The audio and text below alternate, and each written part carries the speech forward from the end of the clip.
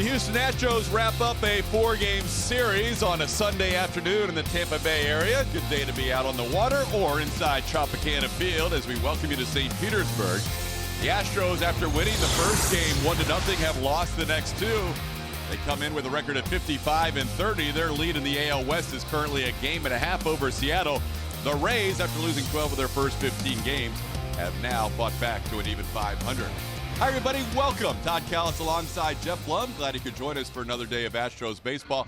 And Blummer, after an opening win, a couple of losses, nice an opportunity to at least split a series. Yeah, you don't want to lose the series. You want to either win the series or split it. Luckily, they have an opportunity here in the fourth game at the Trop. We turned the calendar page over to the month of July, but June was very good for the Houston Astros, especially the way they swung the bat. Yeah, after a couple of losses, we need to remind everybody that this team is extremely good, and they got even better in June. The offense jumping it up to that record of 19-8. A lot of that due to some walk-off hits back at home and a very good homestand. The batting average at 275 is good, but the OPS, that's the on-base percentage and slugging percentage combined. And what they were doing was getting on base and getting some extra base hits with those guys on base. I also like the fact that as a team, they racked up 253 hits. And in that month, remember Alex Bregman and Evan Gattis? They did pretty good, getting 60 RBIs between those two. 11 of those 19 wins came in a row on the road, including a 10-0 road trip. Now they've lost 2-0 on the road, and they'll try and start a new winning streak against the guy who has been very good, especially here at home. Well, good teams need to go out there and stop these streaks. They have lost 2 in a row, but they've got a tough guy in front of them in Blake Snell, especially here at home. 7 starts at home, that in 44 and third innings. He's only given up 4 earned runs. That's a fantastic ERA. It's a lot of four-seam fastballs to the arm side, and then that breaking ball. We'll see if the Astros can make a quick adjustment from what they saw back in Minute Maid Park. Blake Snell on the mound today for Tampa Bay. Charlie Morton for the Houston Astros. When we come back, we'll talk about the left side of the Astros infield. That's right. Bregman and Gurriel will be playing short and third, respectively.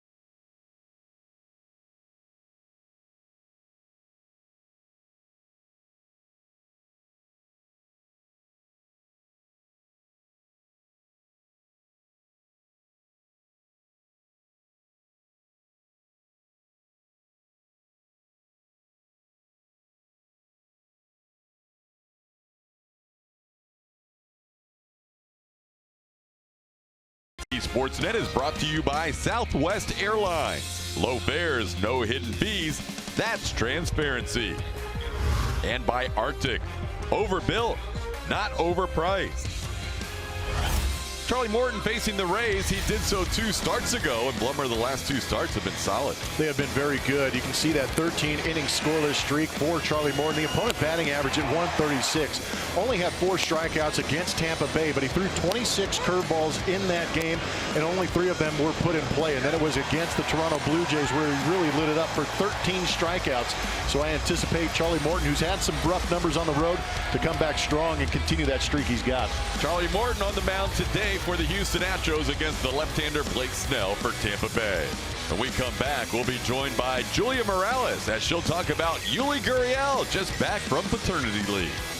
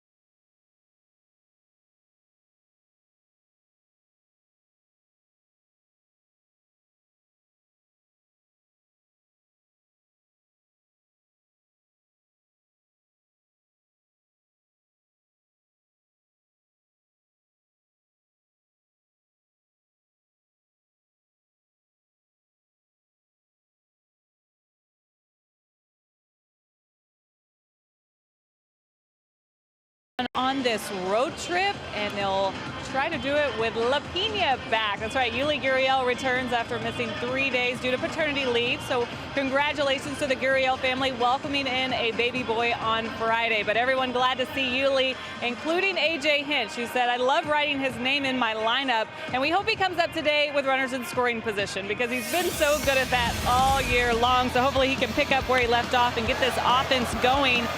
He's our HEB No Player Does More today, and we talked so much about the month of June for Alex Bregman and Evan Gattis and all the RBI that they had and how great they played. But look at what Yuli did in just 23 games, so he played less games, but still hitting for good average.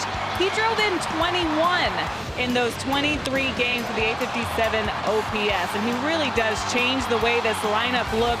It is a huge threat in the middle of the order today, hitting third, guys, as the Astros missing Carlos Correa, who's on the DL. But very good to have him back, and those 3 days also good for him physically. So he'll come back fresh and rested and ready to go. Guys. All right, Julia, it is a different looking lineup today for AJ Hinch as we bring you the Astros starting lineup presented by Southwest Airlines. No Carlos Correa, as you mentioned. Also no Marwin Gonzalez. George Springer also getting the day off as Alex Bregman will lead things off at shortstop for Houston, followed by Jose Altuve. Yuli will play third and hit third today. Evan Gattis in the cleanup spot, DHing. Tyler White is in the 5 spot playing first base. Josh Reddick in right field. Max Stassi behind the plate. Jake Marisnick starts in center field and bats 8th. And Tony Kemp will play left field and bat 9th. Blake Snell on the mound for the Tampa Bay Rays. Talked about how good his numbers are at home. These are his numbers overall this season in 17 starts. He has 10 wins, 4 losses, over 100 innings, and 113 strikeouts in those 101.3 innings pitched. Last time he did face these Astros back at Minute Maid Park, he walked 7 hitters, but was able to get out of there unscathed and take the W. Yeah, both of these starting pitchers have some similarities in that Charlie Morton and Blake Snell have occasionally had some bouts with wildness this year. As witnessed with those 7 walks by Blake, Charlie had a 6-walk, 4-hit batter game against the Texas Rangers, but both of them have been really solid lately, and Blake Snell especially here at home. He'll face Alex Bregman. Astros wearing the orange tops today, and the Rays going with the light powder blue tops and the old Devil Rays hats today as they celebrate 20 years of baseball here in Tampa Bay. Alex takes the first pitch for a strike.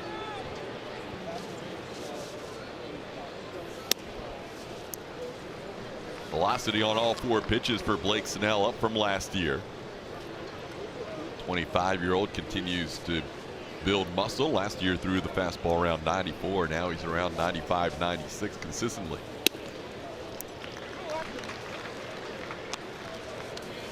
Throw the changeup there and get a chase from Bregman, but that doesn't usually work out well. Alex starting the month of July as the leadoff hitter, coming off the best month of his career. Back-to-back changeups by Snell, and that one Bregman missed. It's 2-2.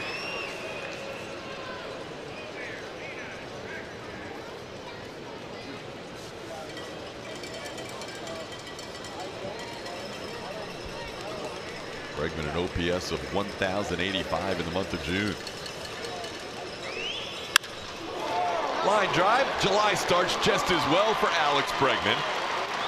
He had 9 of his last 10 hits as extra base hits, and he starts July with a clean single to left.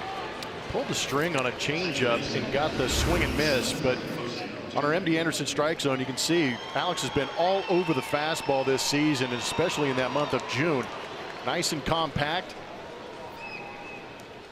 He's been really impressive on how quick he is to the baseball, and again, his eyesight, what he talks about, something I could never relate to because I was unable to do it, but to be able to see the zone the way he does and see the ball as early as he does and be able to react is really impressive here.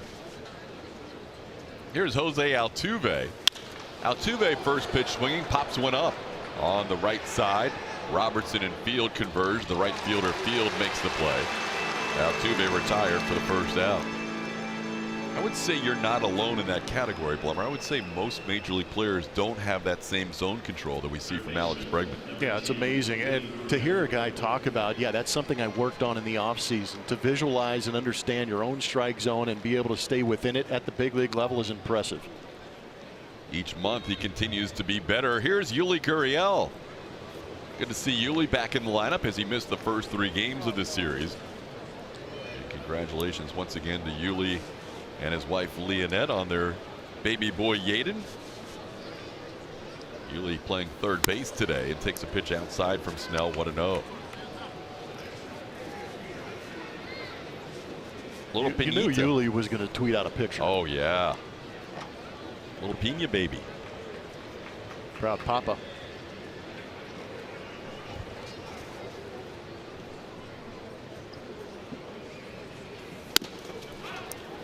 Fastball upstairs misses. It's 2-0.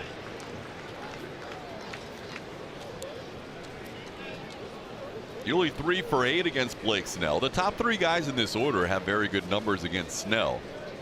Bregman and Altuve combining 7 for 14 coming in. Now 8 for 16 with 3 home runs. Bregman on the move and a swing and a miss. The throw by Sucre bounces into center field. Bregman going to go to third. And he will get there, sliding ahead of a throw that also goes wide, but backed up by Snell. Well, Bregman with a stolen base gets to third on the air.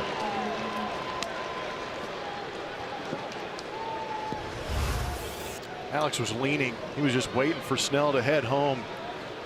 And did so on the first move and popped up quickly after recognizing that throw, getting into center field. Good bit of base running by your leadoff man, Alex Bregman.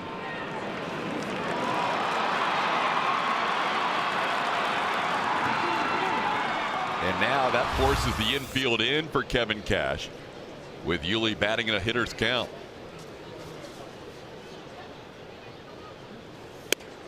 And he takes a called strike on the outside corner. It's 2-2. Well, it's only fitting that Yuli comes back, gets in the lineup, and there's a runner in scoring position. Seemed like he was doing that all month. A bunch of opportunities, capitalized on most of them. That entire right side is wide open for him. And he chases the breaking ball in the dirt and goes down swinging.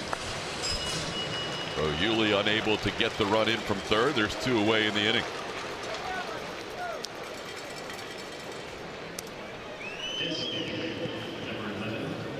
Blake Snell did a good job last time out in Minute Maid Park.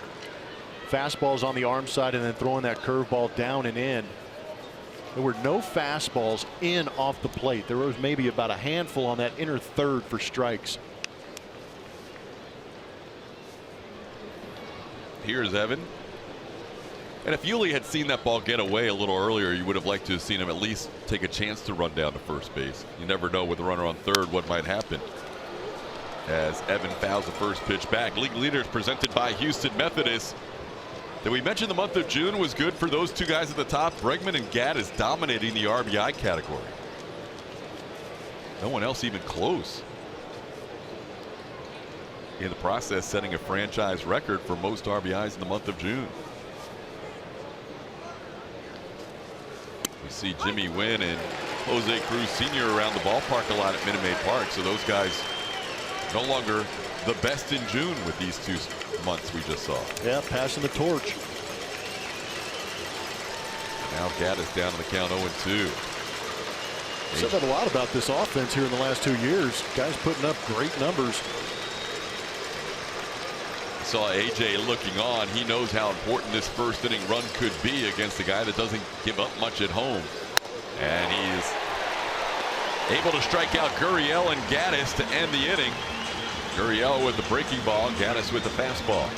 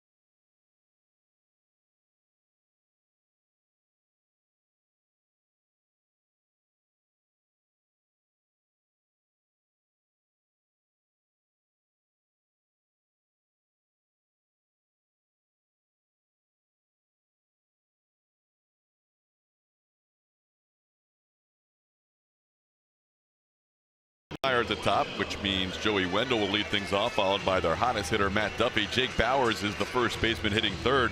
Daniel Robertson, the cleanup spot. Carlos Gomez DHs Malik Smith in center field. Willie Adames, the shortstop.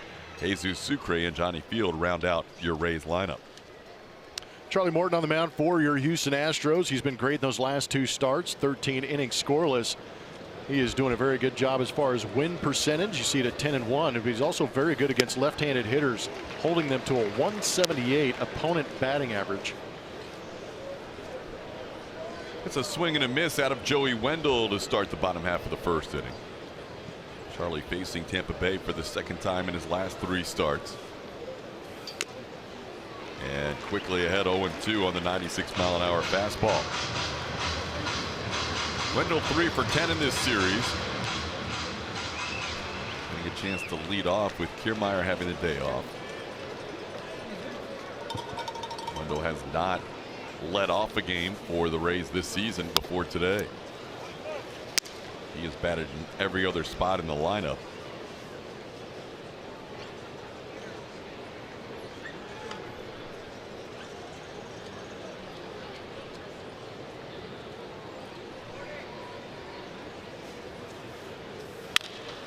Against the shift, Wendell just grounds one towards third and finds its way into the outfield for a base hit. Joey Wendell, leadoff base runner for Tampa Bay.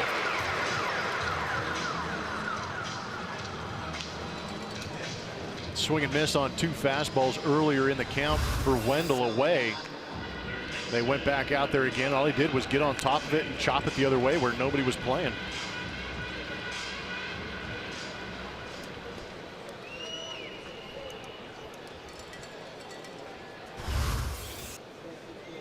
That'll bring up Matt Duffy. Duffy coming in batting .322 on the season. Duffy didn't hit the ball hard consistently yesterday, but ball seemed to find its way into a hit every time. He was 3 for 3 his first 3 times up against Justin Verlander. Finally retired by Will Harris his 4th time up. And he takes a called strike.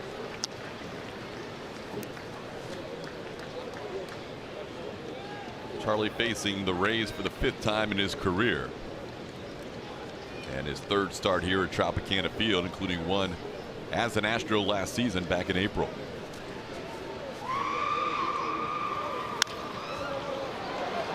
Shot the other way, and Duffy down to the count 0-2.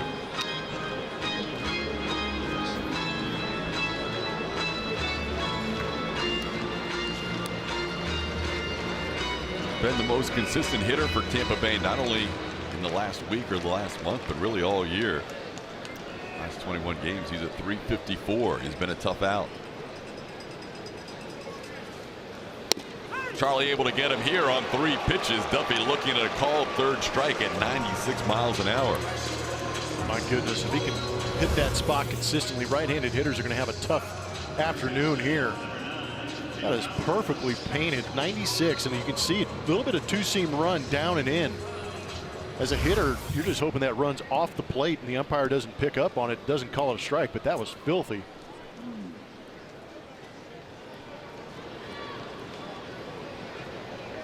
See his numbers against the Rays. His best start came in his last appearance when he faced them at Minute Maid Park 2 starts ago, as Jake Bauers fouls one off. Bauers reached base 3 times in that start against Wharton. He had a double and a couple of walks.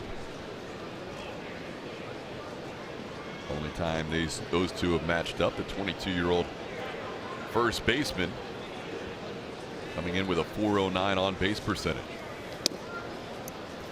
Does not go after the breaking ball. It's 1-1. Charlie's numbers continue to be amongst the best in the American League, and you would think he could also be finding his way onto the American League staff for the All-Star game. 1 week from tonight, we'll find out the All-Stars going into the final week of the first half, if you will, even though the Astros will be well into the second half of the season in terms of number of games. 3-1. Justin Verlander was the AL ERA leader until last night. Yeah, that thing is now ballooned to a 2.12. But he came into that game with a 1.85. Had to battle through that start. It's pretty unique to see a guy as good as he's been in that Astros uniform having to fight through that start. It was kind of interesting to see him try and manipulate and give some innings to A.J. Hinch in that bullpen. It was his shortest outing as an Astro, but bullpen action as early as the 2nd inning. And Verlander able to at least get through 5 in that game. Wilson Ramos was the one guy that hit him hard consistently, but some weak contact hits ended up hurting Verlander as well.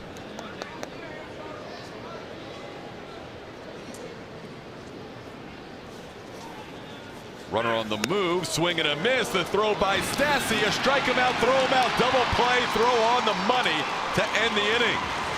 Charlie ends up getting 2 strikeouts in the inning and a nice throw by the Astros catcher. Good pitch to throw on fastball in that outside corner. Great pop time from Stassi to get that double play.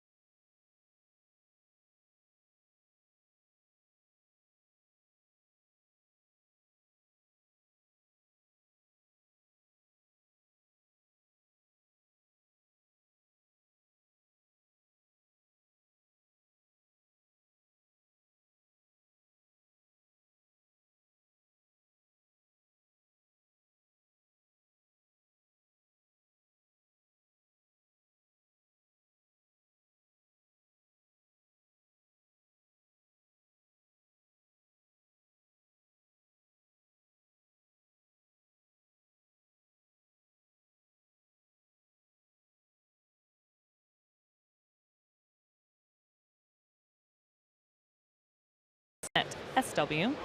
So you can vote. If Alex Bregman is your Astros Player of the Month, we're going to go ahead and say that he is. Who would be your runner-up? Would it be Altuve or Gaddis? You're looking at some of the stats right there.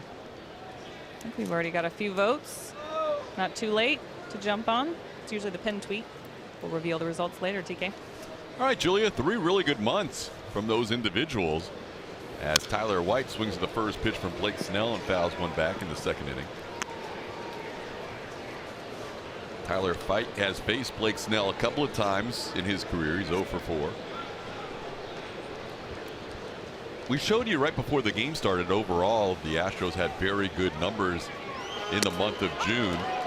Most guys were hot. We saw kind of things turn around for Alex Bregman in the last couple of weeks. At the same time, George Springer has been struggling and Marwin Gonzalez has been struggling. So it hasn't been a consistent 1 through 9 effort. Both Springer and Marwin getting the day off today.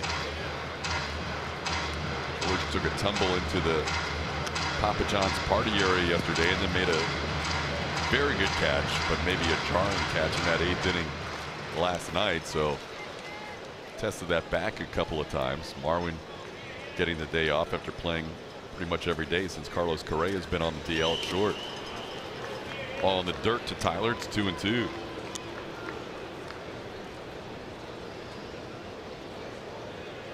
Overall, though, 19-8. Best month of the year so far.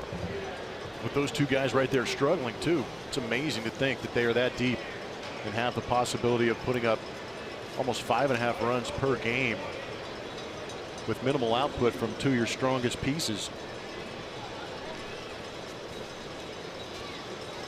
And if need be, if it was a big game, if it was late in the season, George could have played today probably, but AJ just thought, you know what? It's turf. Yeah. Nah.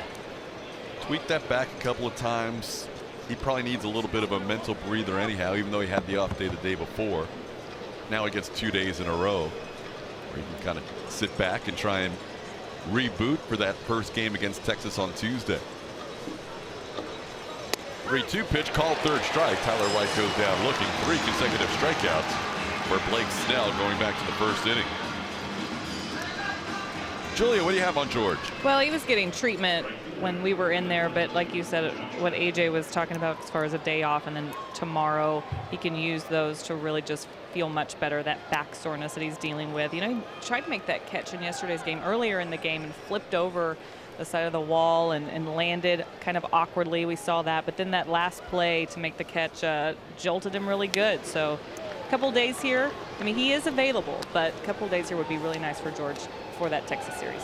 So he'll be able to be a cheerleader today. Let's go Astros. That's right. Get that shimmy working. Here's Josh Reddick. Fouls one back. He is the best cheerleader on the team. Is he? Absolutely. He gives good hugs too. I've seen it. Not just Tony. He's kind of chilling out today. That so dugout far. could use some hugs. Yep. Not been a good offensive series here for the Houston Astros. They scored one in their win on Thursday. And then since then, it's been a couple of Alex Bregman 2-run home runs. Thank goodness for Alex staying hot, because the rest of the team has not done much offensively. Snell misses to Reddick. It's 2-2.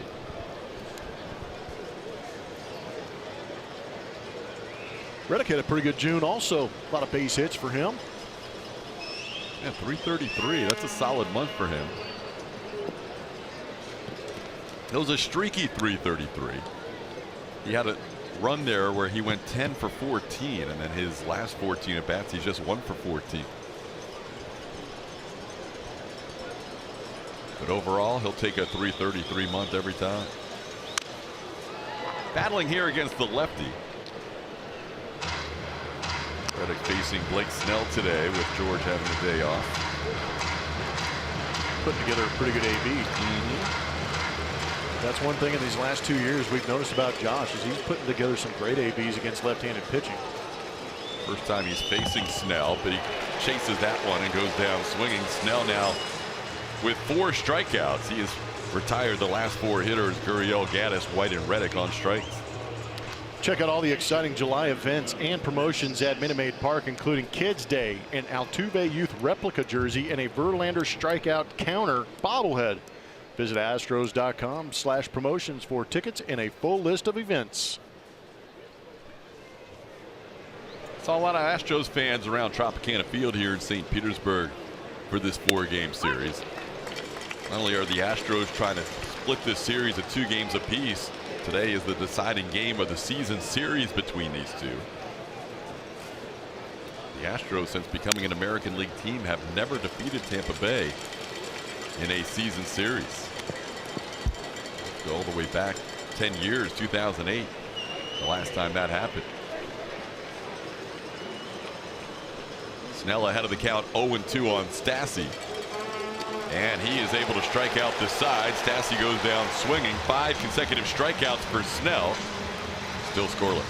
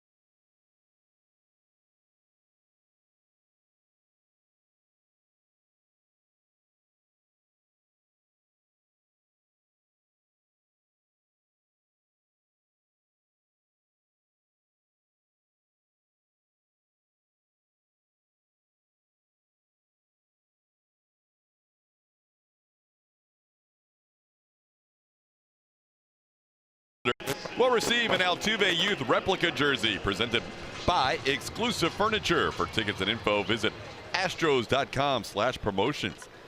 That will be a popular item 1 week from today. Daniel Robertson will lead things off for the Rays in the bottom half of the second inning. Robertson, like Joey Wendell, has batted in every position in the lineup, and today is his first chance to be a cleanup hitter.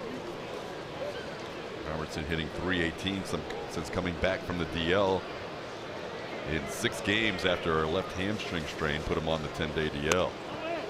Morton misses inside with a fastball. It's 2-0.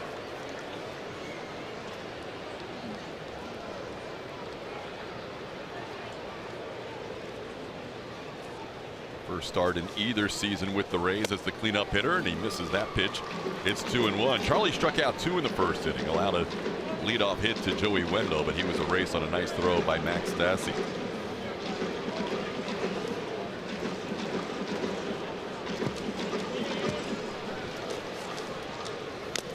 Charlie felt like he had that rhythm and tempo back in proper form last start, and he was really executing every pitch against the Toronto Blue Jays, striking out 13, which would have been his career high. Coming into the season, his career high was 12, but he had a start earlier this year against Texas when he struck out 14. And he picks up a strikeout here. That's now 3 in a row for Charlie Morton. And the first out in the second.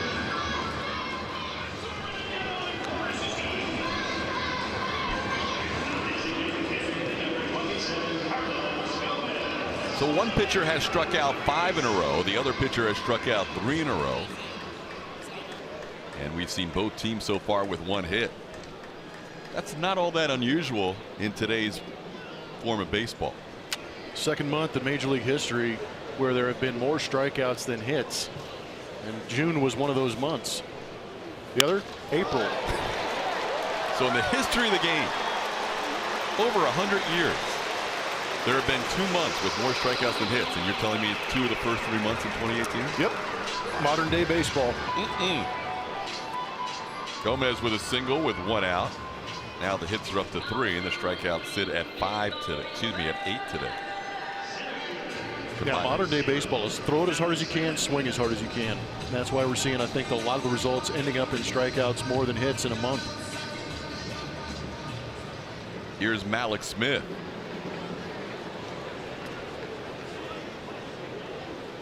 Alex, one of 3 lefties in the lineup against Charlie Morton. Swings through the 97-mile-an-hour fastball.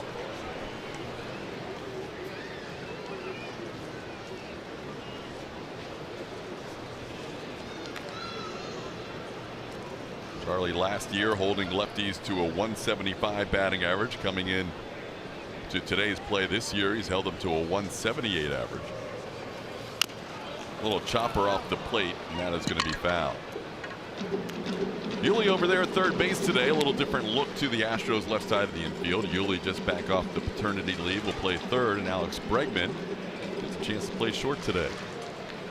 Yeah, that's a little bit of Carlos Correa being on the DL and Marwin Gonzalez struggling a little bit, and AJ Hinch recognizing with the day off tomorrow that he can give Marwin a couple of days off after playing about 4 or 5 games, I think, in a row at shortstop. Just the 4th start for Yuli at third this year, and the 2nd for Alex over at shortstop. Curveball is such a big weapon against lefty hitters, and he gets Malik Smith swinging there. Now Charlie up to 4 strikeouts, both this inning, getting Robertson and Smith. And you can see what Charlie is doing. His fastballs away and then curveballs down and in, and that is a very good one. That one looks like a strike for a very long time, and you can see it on our Mattress Firm Supermo. The rotation as it gets about halfway to home plate and then starts to break down and in. It's amazing to me sometimes to watch how far lefty hitters miss that pitch. Yeah. Well, that's the thing. You have so little time to recognize anyways, and you're trying to see the angle that the ball comes out of the hand, whether he's behind it, which usually means fastball, and see if he gets on the side of it for the curveball, and you pick up rotation, and in that amount of time your mind is telling your body, okay, here comes the curveball. And we saw in that replay, you start your swing and anticipate break, and then there's just another level, another trajectory that spin creates, going well underneath the bat and creates that swing and miss that you're talking about. Now facing Willy Adames. and you're gearing up for 96. Yeah, you got to be ready to protect that too. Here's a ball up the middle. Altuve has it on a couple of hops nicely, and he throws out Adames by a stride. Good play by Altuve to end the second inning. So we're through 2, scoreless.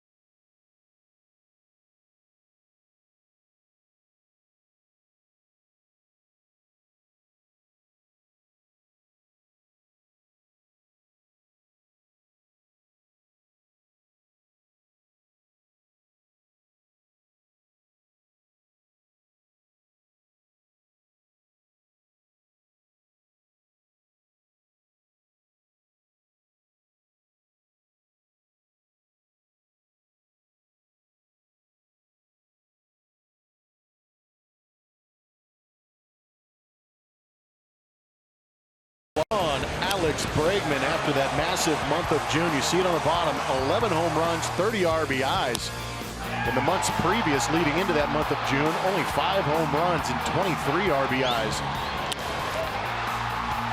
Kind of goes into the theory that Alex Bregman is a little bit of a slow starter, but it's nice to see him making the adjustments and sticking with that game plan of only swinging at pitches in the zone that he can do damage on, and it has truly paid off in a big way. Should potentially put him into that Player of the Month here in the American League. That would be nice for him to be able to bring home some hardware after putting up such great numbers. Now, we've mentioned his ability to make the All-Star team, which seems to be a little more obvious now after that month of June, but also we could be seeing some hardware if he does get American League Player of the Month.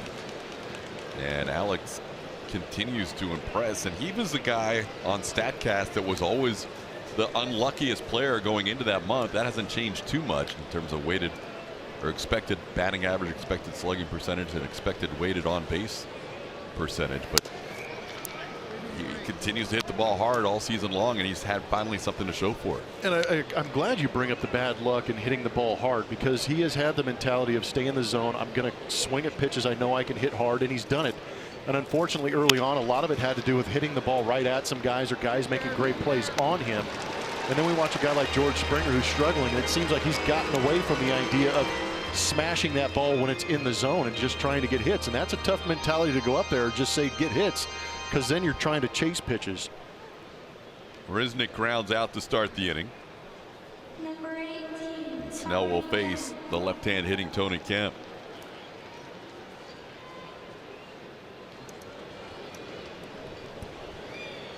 Kemp overall batting .309. Tony in his last 23 games hitting a smooth .333. Swings at the first pitch from Snell. It's 0-1.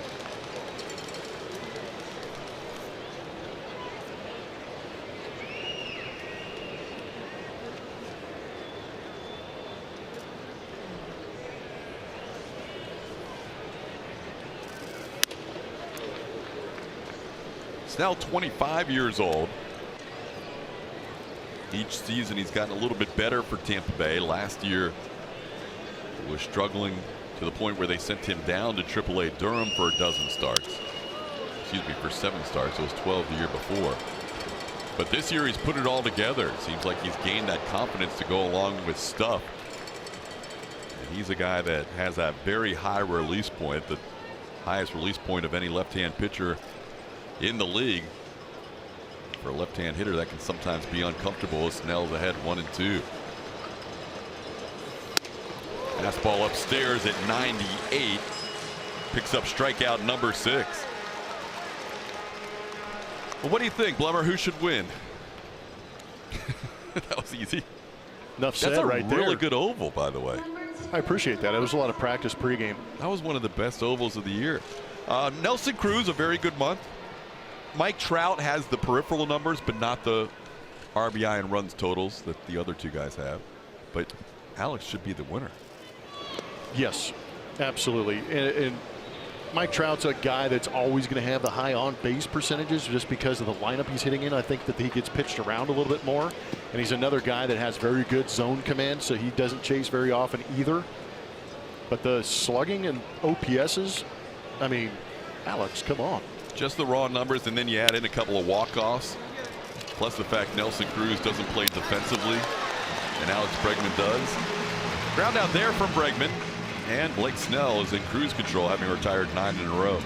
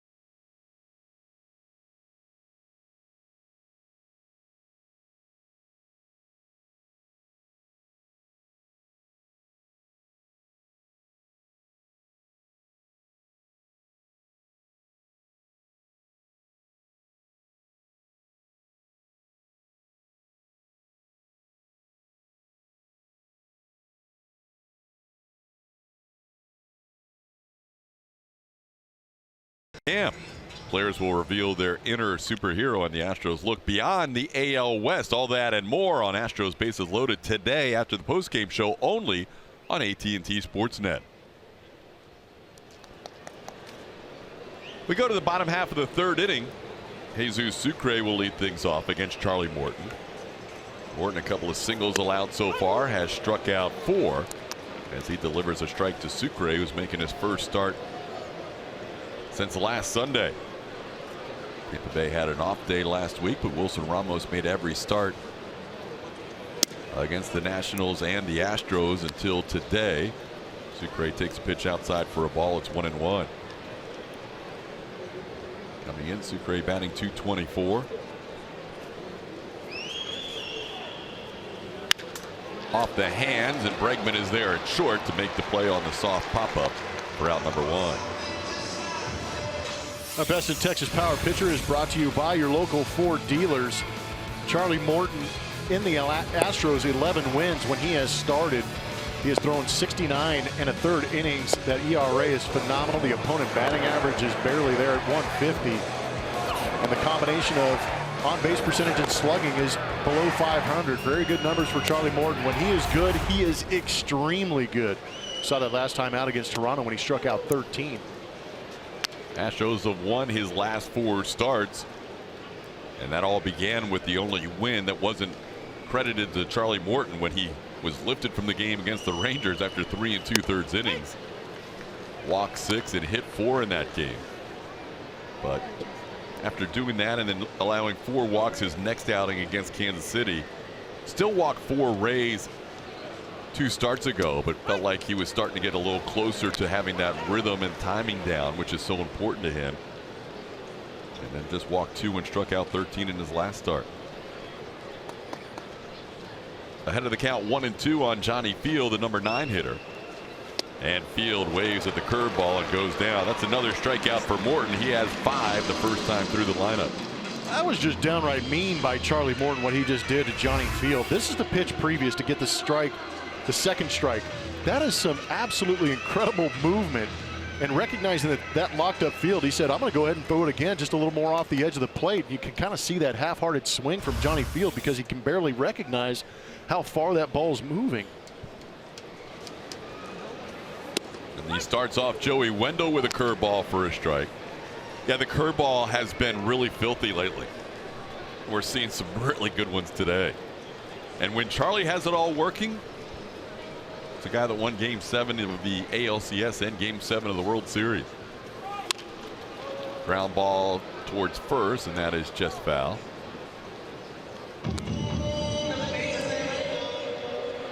Now, if you're Wilson Ramos and you need to miss a start somewhere in a week, today's not a bad one to choose. Yeah, not going to. Kevin Cash really didn't have. He could leave the door unlocked to his office because he knew Wilson wasn't going to come busting through there trying to get some ABs against this guy. No. I would think Kevin Kiermaier doesn't mind the day off either.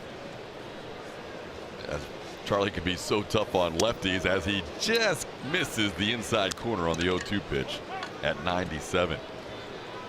Wendell knows he didn't have much of a chance to do anything with that, and he was able to get the call in his favor.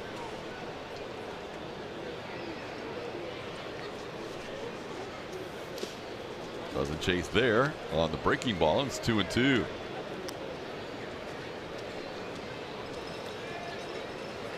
Astros have seen Wendell prior to this year with the Oakland A's in the AL West. Now getting a chance to play on a little more regular basis here with Tampa Bay.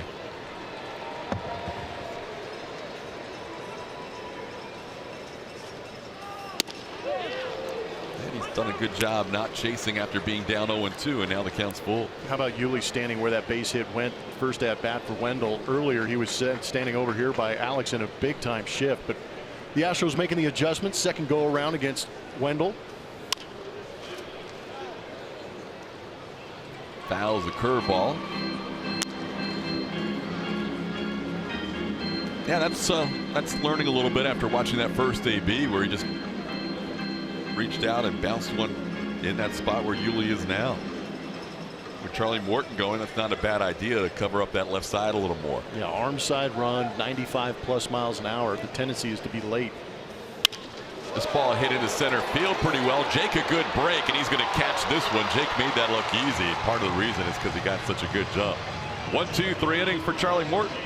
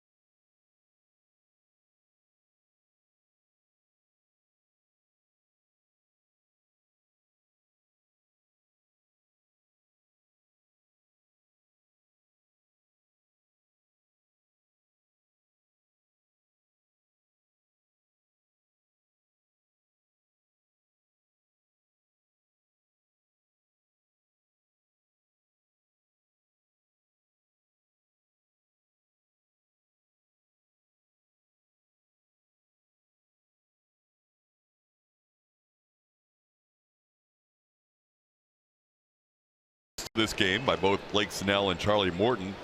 Charlie has struck out 5. Snell has struck out 6. There have been more strikeouts than balls put in play in this game as Jose Altuve leads off. He flied out to right his first time up on the first pitch he saw from Snell.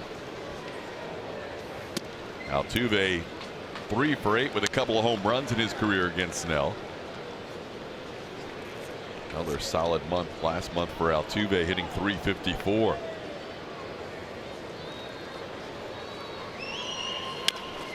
Tapped off the plate, and there's Snell with a quick jump off the mound to make that play on a couple of hops. He knew he had to hurry with Altuve running, and did for the first out of the fourth.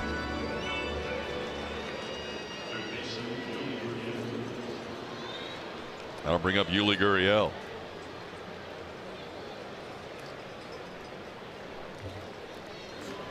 Yuli struck out on a breaking ball his first time up. It's really been the only scoring threat of this game. Tampa Bay has not had a runner reach second base, and the Astros had Bregman on third and 1 out. And the infield in, and Yuli unable to make contact on a breaking ball. For Yuli, his hot cold zone's a little strange in that the center square is one of the coldest areas he's been all year long. It's bizarre to think that, right? But he does such a good job of getting his hands above the baseball and hitting those pitches up out of the zone and off the plate a little bit. And I think a lot of it has to do because he does stay up the middle the other way so well. He has one of the highest averages on inside pitches in the American League or the major leagues. One of the highest averages on outside pitches, but middle. It's given him an issue for some reason. He's out number 2 on a fly ball to center field. Here's Evan Gattis. You get the sense watching these two starters that an early run in this game could be a pretty big one. Yeah, because there's actually a true starter going out there for the Tampa Bay Rays.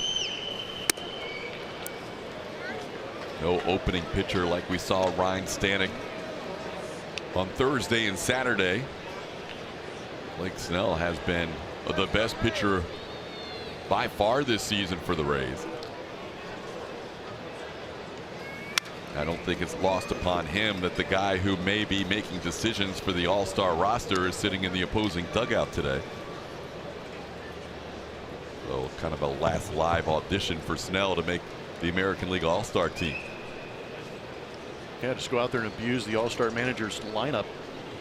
But good ERA at home between the Rays and the Astros. Gattis down on the count 1-2.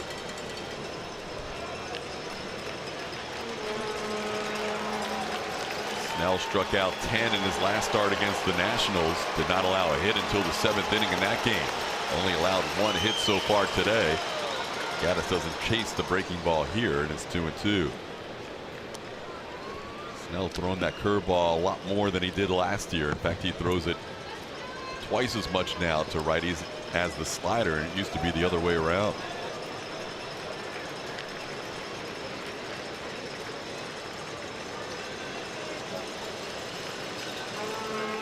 Swing and a miss. Got Gattis for the second straight time on the high fastball. That's now 7 strikeouts for Snell, and we are still scoreless.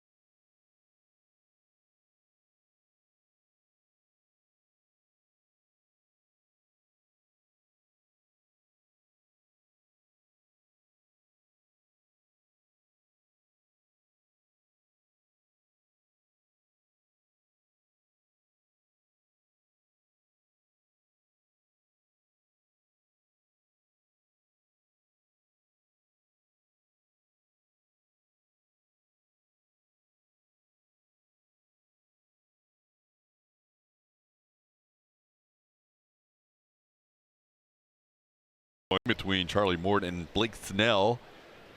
Morton starting his 4th inning of work against. Is that your welcoming party? Couple Dolphins there in the Intercoastal.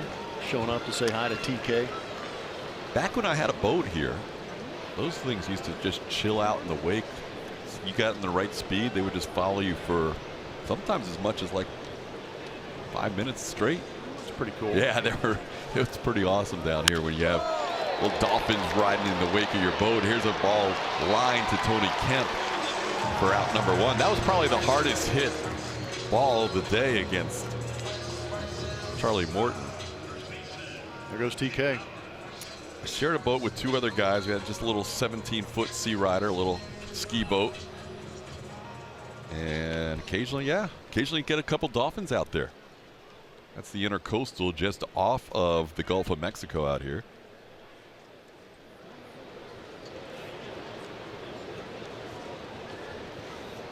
Here's Jake Bowers. Takes a called strike at 97. Bowers struck out into a double play his first time up. A strike him out, throw him out. Max Stassi really got out in a hurry on that play. I think he had a 2.0 on the Stassi pop time. Yeah, 2.09 and the velocity out of the hand. 80 miles an hour for Max Stassi. That was beautifully done. It's nice when we see it with our eyes and we're able to put a number to it that says, yeah, he got out there pretty quick. Breaking ball catches Bowers. The hit batter there. Nothing new for Charlie. That's his 10th hit batter of the season. He's amongst the league leaders in that category. Majority of them on that curveball also. Still awaiting that first wild pitch of the season from Charlie Morton, but he's waffled a couple of left-handed hitters with that breaking ball down, catching the front foot of Jake Bowers. Nice little parting gift from Charlie to Jake. It's amazing he hasn't thrown a wild pitch yet. It is. I think every time I'm filling out his stat line, I keep waiting for something to pop up or maybe I missed something, but nope. He has not thrown a wild pitch yet. Here's Daniel Robertson. There's that curveball for a strike. 10 hit batters, a 4-way tie for the most in the American League. Lucas Giolito, Rick Porcello, Cole Hamels all have hit 10 in addition to Charlie. Robertson struck out swinging his first time up, and he's down in the count here, 0-2 on the fastball.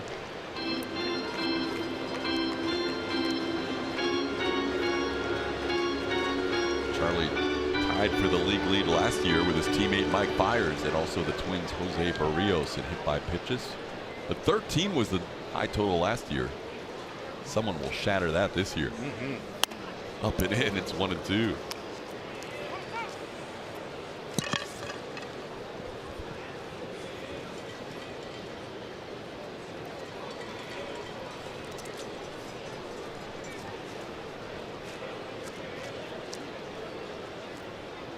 Only one ground ball out so far today. And a swing and a miss. Charlie picks up strikeout number 6 for the second out of the 4th. Come out to Minute Maid Park on Sunday, July 8th for Kids Day, presented by Exclusive Furniture. Fans can come early for kids' activities all around the ballpark, including inflatables, face painters, and more. Visit astros.com/kidsday for tickets and info.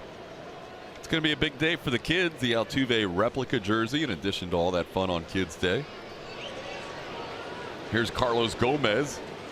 He singled left his first time up. Big swing goes down to a knee and fouls one back.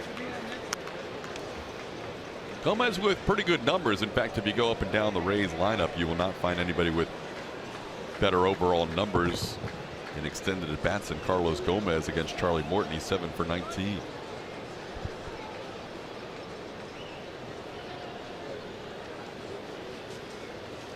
But similar to the numbers that the Astros have against Blake Snell.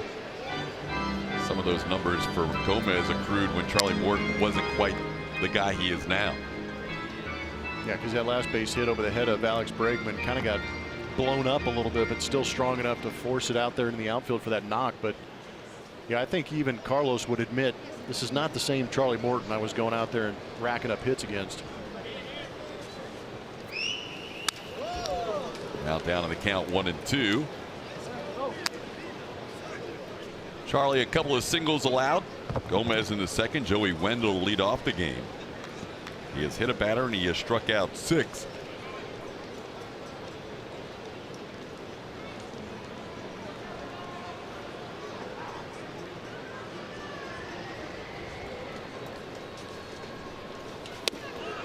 Just missed the inside corner with that curveball, and the count evens up 2 apiece.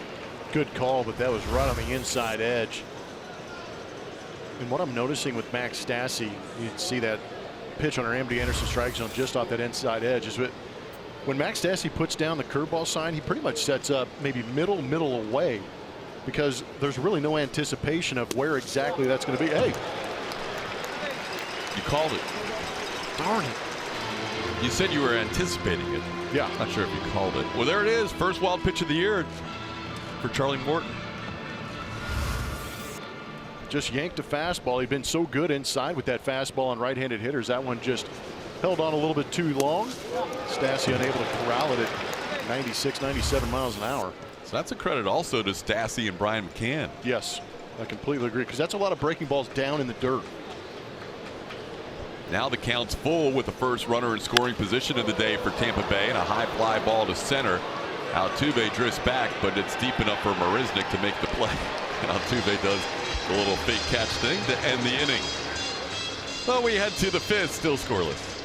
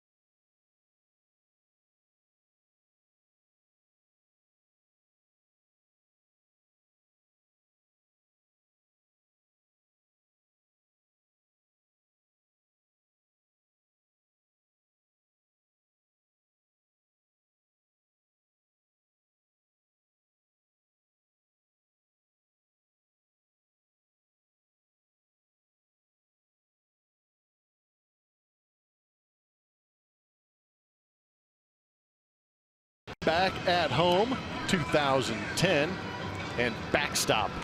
Who's that Astro? If you know who that Astro is, make sure you tweet your answer to @ATT Sportsnet SW. Stay tuned later in this ball game, and we'll reveal if you are right. Well, it's been the pitching matchup that we anticipated today, with Blake Snell on the mound against Charlie Morton today. Morton, so far through 4 innings, has allowed just the 2 hits. Blake Snell's allowed just 1 hit. And Snell starts off Tyler White with a strike. This is the portion of the lineup, White, Reddick, and Stassi. And Snell struck out the side in the second.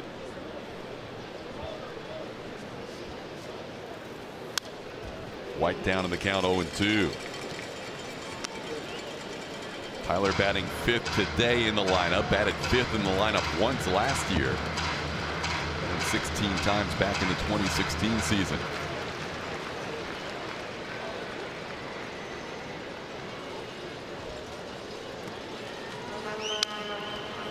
Stays alive on the foul ball. People have questions about your boat, Todd. Oh, old school hip hop for sure. Yeah, but Brent's first guess, or his buddy's first guess, was Hall & Oates. Brent had his back on that call too. You what? Hall & Oates? Yeah? Yeah, no. Old school hip hop. Pitch misses. It's 1-2. No, I can't say I was much of a Hall & Oates guy. They're from Philly, though. It's good knowledge. Temple University, if I'm not mistaken. 1-2 pitch is popped in the air into center field. Malik Smith comes in, makes the play for out number 1. That's now 13 in a row retired by Blake Snell. Comfortable 13 in a row also. Showing much better command of the strike zone this afternoon than he did back at Minute Maid Park. The Astros made him work for those 7 walks, but he was able to keep him off the board. But here, just pounding the zone with 96 to 98 mile-an-hour fastballs and a good curveball. Here's Josh Reddick. Struck out his first time up.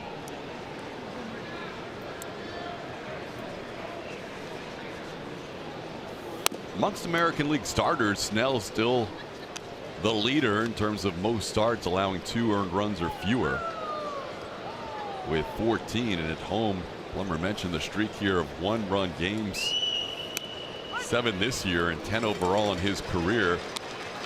He's gone 10 straight without allowing more than 1 earned run. It's quite a remarkable run for Snell.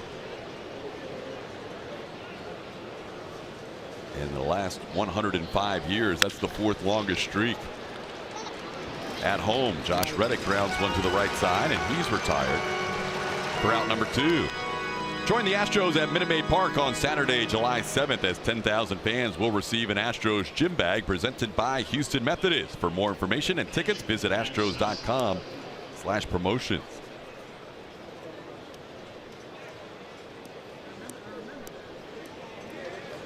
Here's Max Stassi. Stassi struck out his first time up. That Reddick ground ball out was the 2nd hardest hit ball of the day until that line drive by Max Stassi. Cutting it off is Malik Smith. Stassi takes a big turn, but he'll hold up. Just the 2nd hit for the Astros, and that snaps a streak of 14 in a row retired. Good swing by Max. Fastball away. He crushes lefties. He did a good job of staying on that. That front shoulder stayed closed a little bit longer, staying on that pitch on the outside corner. Rakes it back up the middle.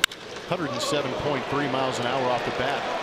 Malik Smith doesn't have the greatest arm in baseball, but he does a great job of getting that baseball early, and in doing so shut Max Stassi down at first base. Here's Jake Marisnick. Grounded out his first time up. Jake was the one that provided the only run of the game on Thursday in the Astros' lone victory so far of this series, hitting home run number 7 on the year. Jake connects here. That could go a long way with the way these 2 pitchers are going, Snell and Charlie Morton. Missed that change up. It's 1-1. Jake needs a good hanging fastball out over the plate, get the barrel to it, try and launch it through a gap.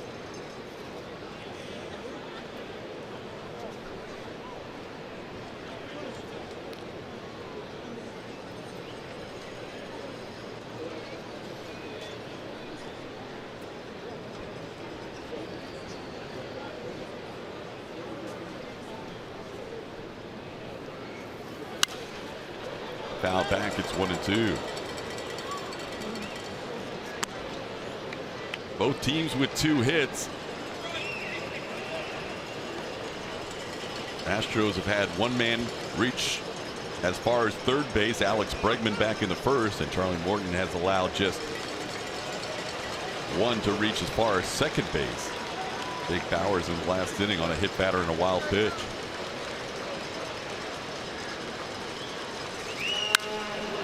Fly ball left center field. Converging is Wendell and Smith, and it'll be Malik Smith with the backhand catch, and he runs up the wall at the end of the inning. We are halfway home, Tropicana Field. That was Jake Marisnick bidding for extra bases.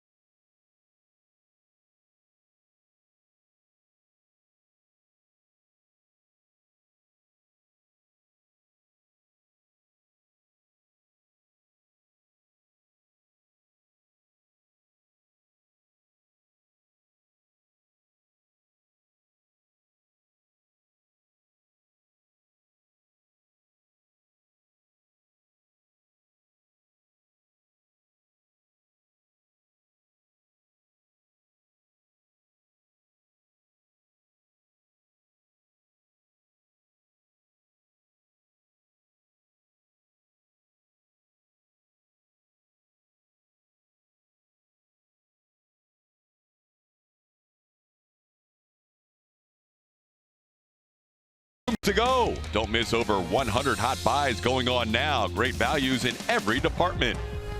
And by T-Mobile. Show your military appreciation and use hashtag #HatsOffForHeroes. T-Mobile will donate $1 for each post.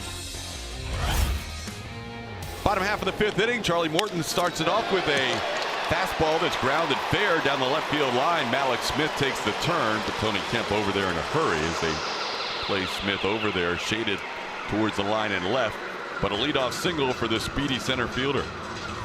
Yeah, Malik's feeling pretty good after making that play to end the inning. Just stays on top of this fastball going the other way. In his first at bat, swung underneath a couple of those, but did a good job of getting the hands above the baseball and just slapping it the other way.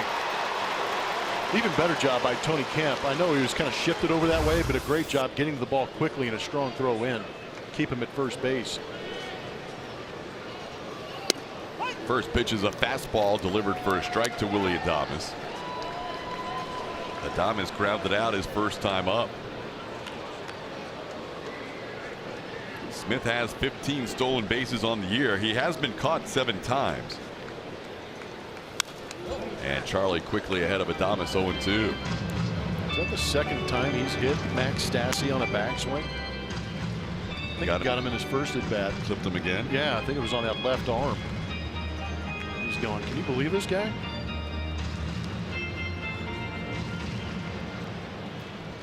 See, Charlie throws the curveball a little more than the fastball when he gets ahead. He has majority of his strikeouts today on the curveball. And also on the season as well. That time he goes fastball. Charlie has struck out more than 60% of his batters this year with that curveball.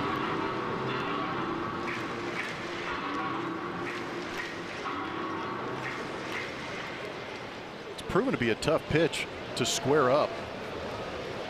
But a lot of swings and misses on it. Very good strikeout pitch when it's down.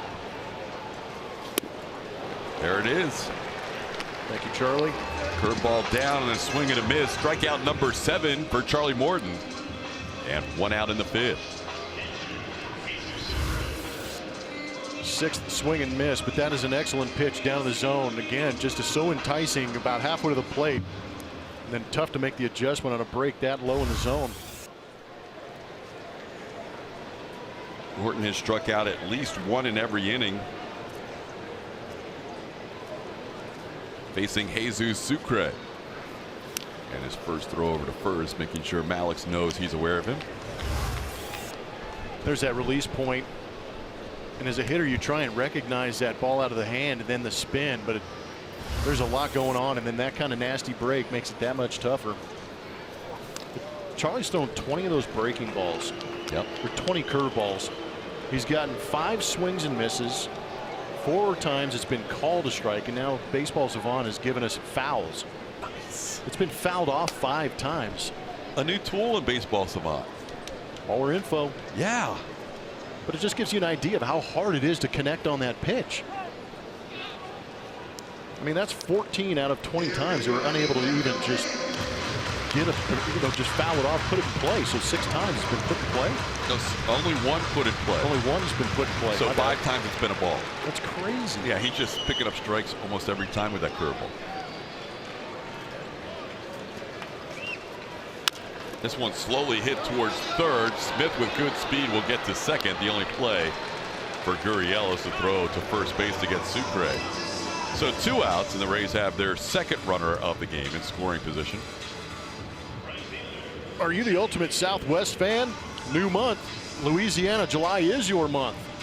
To show your spirit, use hashtag UltimateSWFanLA on Twitter to show us, and you could win a jersey and a VIP experience. So tweet now and win big. Might be a couple of Alex Bregman fans in that category in Louisiana. Yeah. Hey, Breg went to LSU. Proud to wear the purple and gold over there. Having possibly the American League Player of the Month coming from the LSU Tiger program. We'll find out when the votes are tallied for the month of June. Here's Johnny Field. He did not have a fun at bat against Charlie Morton his first time up as he struck out. Field in a 1 for 22 right now.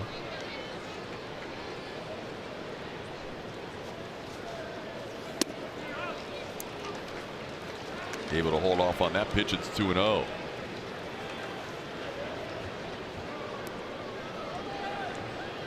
Charlie, 3 singles allowed. He's hit a batter. He's also struck out 7, no walks.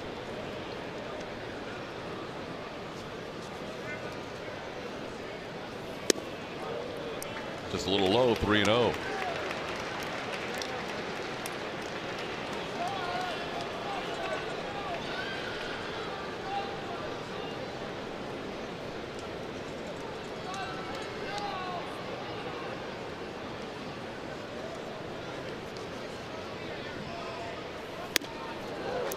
That's not what Charlie was hoping for there. After making Johnny Field look bad his first time up, he walks him on 4 pitches. And now he'll face a guy who's had a couple of decent at-bats against him, Joey Wendell.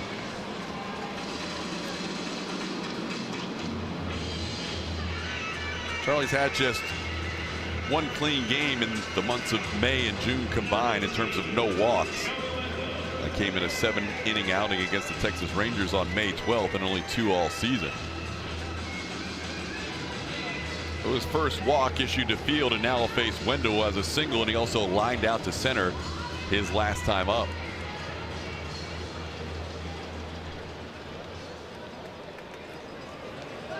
When he lined out to center, it turned out to be a 3-star catch by Jake Marisnick to end the 3rd. We just saw Malik Smith make a 4-star catch to end the top half of this inning on a ball hit deep to center field by Jake Marisnick.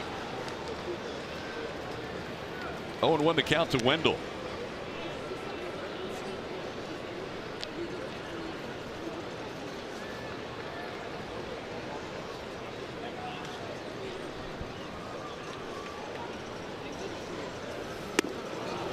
Missed the curveball, and Charlie ahead 0-2.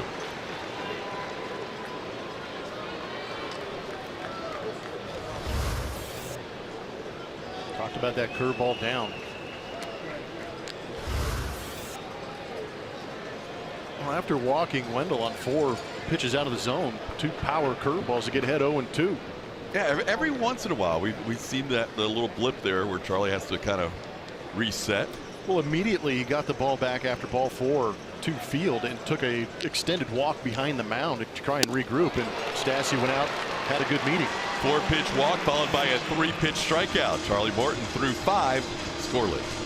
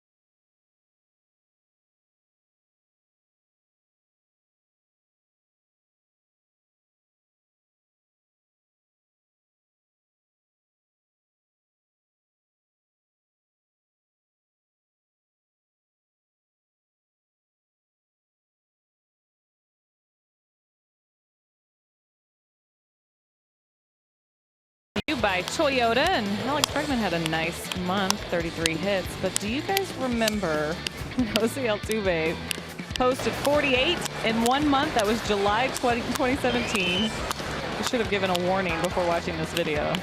So many hits. He had 485 that month. It was the highest batting average for any Astro in franchise history in any month. And we'd asked him over and over what that month felt like, because someone as locked in as Altuve something had to be different. As many hits as this guy gets, he was different that time of year. But for him, he was just trying to help his team, guys. And he was really happy with what he was doing, but really couldn't put a finger on what was going on that month. But it was really fun to watch. I know what was going on. He's pretty good. Yeah, he's okay. Tony Kemp swings and misses. Altuve will bat third in this inning. Astros and Rays combining for 5 hits, and the two pitchers have combined for 15 strikeouts. Kemp struck out his first time up, and he lays off the breaking ball here. No, he goes around, says Jordan Baker, the third base umpire, calls it a swing. And now both pitchers have 8 strikeouts. Play third base umpire right here. Barrel gets out in front of those hands. That usually indicates that if you're going to have that swing called against you.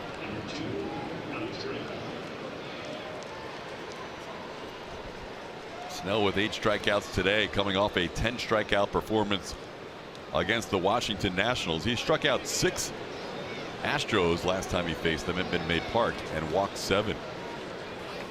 Today his command has been much better. He has not walked a batter and only allowed 2 singles.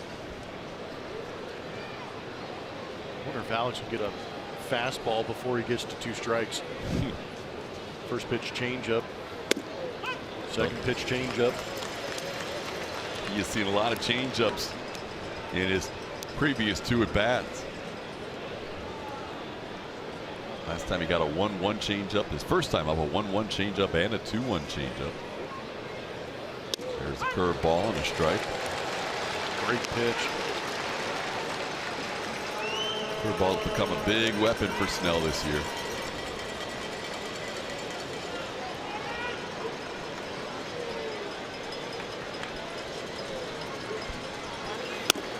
There's your 2-strike fastballs, 2-2. And that's, I believe that's just a pitch trying. See if he'll chase. It was a good pitch up out of the zone, but I still don't. I mean, as well as Alex is going, I think Blake Snell was throwing that pitch just for effect. Speed up the hands, speed up the eyes, change the eye level, and go down and try to get that fastball down and away. Great job by Alex again, working a 3-2 count.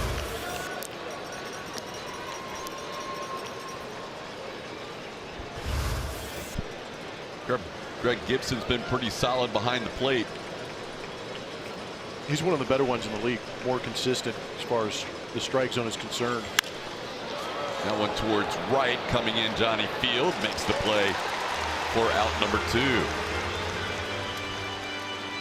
Blake Snell's been pitching well, got Alex on that one, but as far as a month to remember, June 2018 and June 1994 for Jeff Bagwell and Alex Bregman.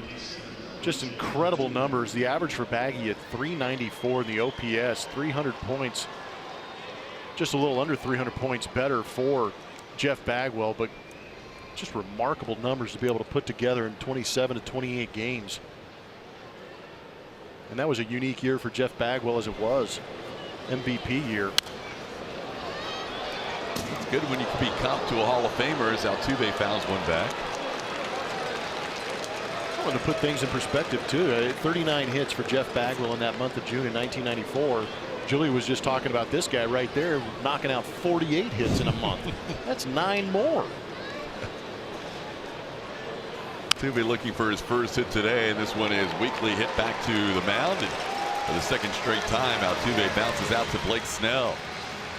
His 2 runners have reached base against Snell so far through 6.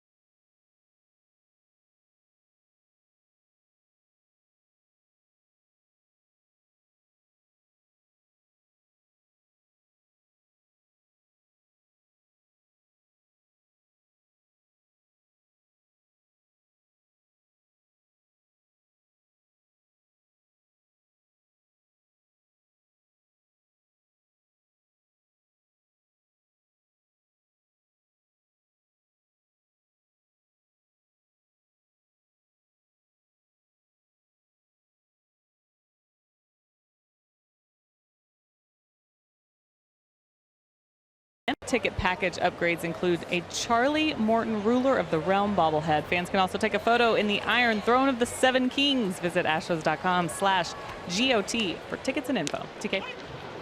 Go to the bottom of the 6th inning. It has been Blake Snell versus Charlie Morton, and it has been impressive to watch these two guys go inning by inning as Charlie will face Matt Duffy here. 2, 3, and 4 hitters. Duffy, Jake Bauers, Daniel Robertson. And Duffy slowly hits one towards Altuve, who comes in and retires Duffy for the first out of the 6th. Who's going to blink first? That's what it feels like today. Yeah, Duffy could use some peanut butter with that jam sandwich he just had. Wow. That is a running fastball in on the hands. Yeah. It's crazy. It seems like it's going to come down to that, who makes that mistake. Definitely not been a lot of rallies. It's not like teams are putting 2, 3 hits together in an inning. Here's Jake Bauers. He was hit by a pitch on the breaking ball his last time up. Also called out on strikes his first time up. Between both teams, I only see 3 base runners getting to second base. One, Alex Bregman, made it to third base. That was it. As far as getting into scoring position. Was that one of those foul balls off the back leg? Could have been. We see those occasionally when you have a big breaking ball. Yeah, you don't like to brag about those. 1-1 the count. And Bauer struck out his first time up. He struck out into a double play.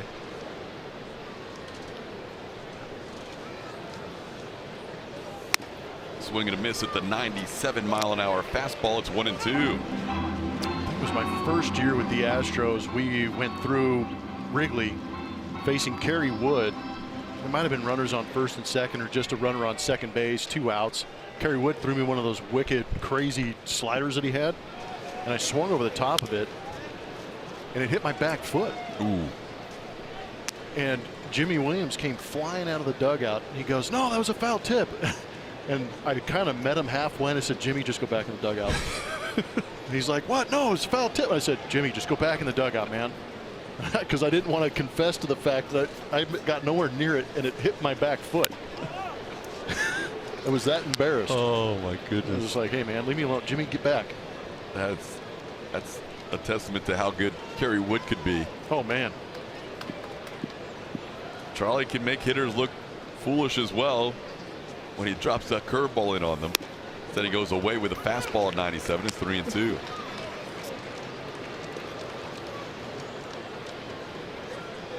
Well, in the 7 games we've seen with Jake Bauers playing in his rookie season, we have noticed he has a very good idea at the plate with the strike zone. He rarely leaves the zone, draws a lot of walks, and that time he looks at one. Charlie at 96 miles an hour puts one on the knees for strikeout number 9. 2 outs in the inning. It is now time to name that Astro. Brought to you by Nissan. Back at home, 2010 backstop. Who is that Astro? Ex-teammate of mine, now manager of the Tampa Bay Rays, Kevin Cash. One of the good ones. Still the 2nd youngest manager, even though he's been around here since 2015. 2nd youngest manager in the major leagues. Cash had a chance to catch up with A.J. Hinch yesterday for about 30 minutes as they talked about their respective teams. Here's Daniel Robertson. He has struck out twice against Charlie. Cashy's one of those guys who would not hold back in giving you an opinion. It was great. But he would do it in a way where he was right and he'd call you on it, but at the same time you wouldn't feel as if you were being attacked. He was very good about it. But a couple of ex-catchers in A.J. Hinch and Kevin Cash doing a pretty good job respectively. A.J. with that World Series last year, but Kevin Cash dealing with everything he's got going on over here has been pretty incredible, competing in the American League East. Yeah, I'd say right now, a long way to go still. They're just past halfway point. Right now, he has to be considered as one of the better managers for having this team at 500. And they're probably still going to make some more trades as this bat goes flying over the Astros dugout and off the net.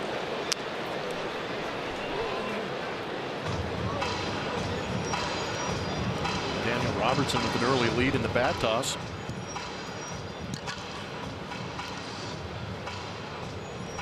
I didn't get the exit velocity on this one, did you? Oh, that was solid. Yeah, that was a quick one. Thank goodness the net is there. Almost got Jeff Albert.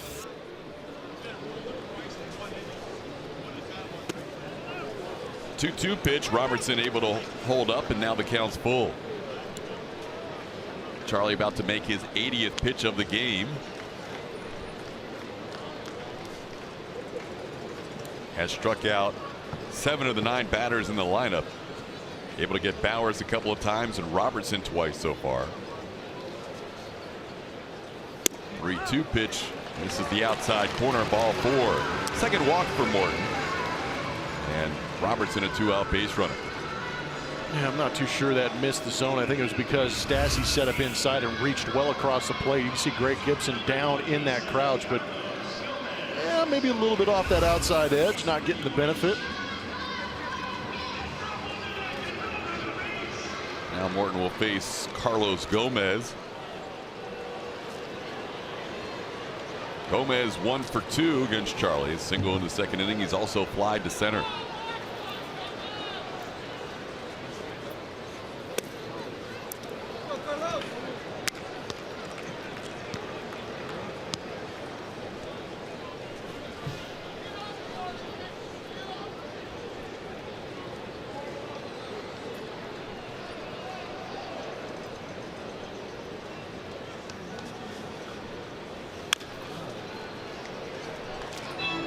I've been pretty impressed with the fastball inside the right-handed hitters from Charlie Morton.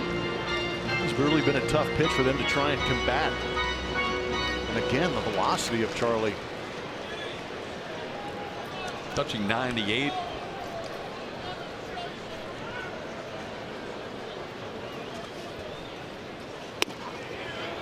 Another one in on the hands of Gomez, and he does not swing there. It's 2-1. Not many hitters are as aggressive as Carlos Gomez. Charlie trying to take advantage of that by busting him in on his hands, but Gomez did not swing.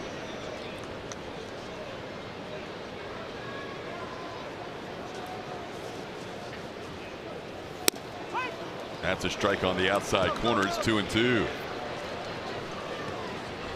Similar to the pitch that walked Robertson, meant to be inside, yanked across the plate, but catches a little bit more of it, and Gibson gives him the call.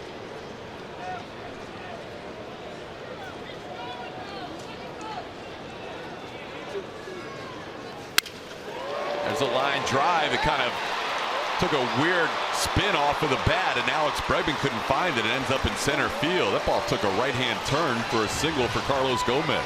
I think if Alex just stood there, he might have made that play.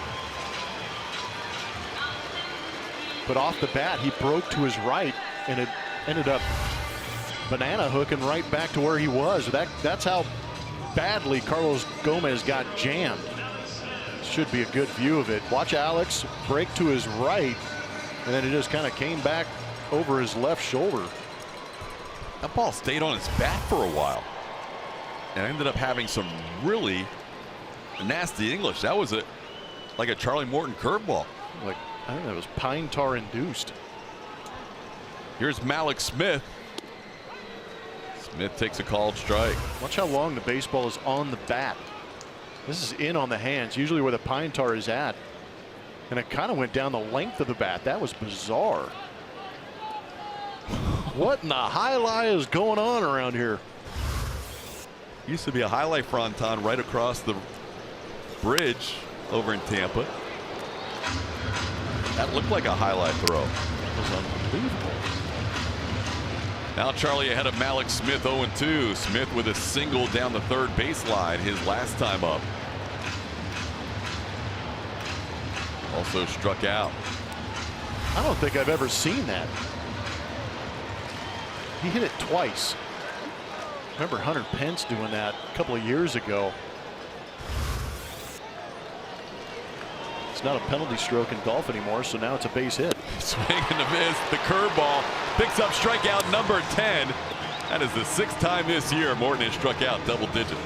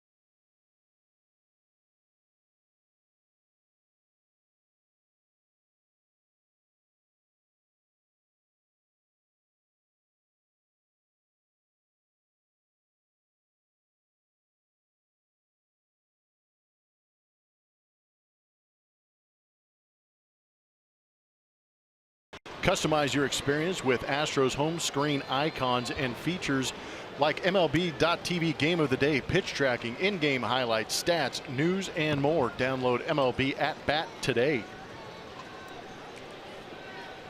We go to the 7th. Astros with just 2 base runners all day. Single by Alex Bregman to start the game, and then a 2-out single by Max Stassi in the 5th inning. Now Yuli Gurriel, Evan Gattis, Tyler White facing Blake Snell. Snell has gone back-to-back starts now, 13 innings against the Nationals and the Astros, and allowed just 3 hits. Continues to pitch outstanding baseball here at Tropicana Field. Yuli towards short. Fielded there by Adames, and Yuli retired for the first out of the 7th.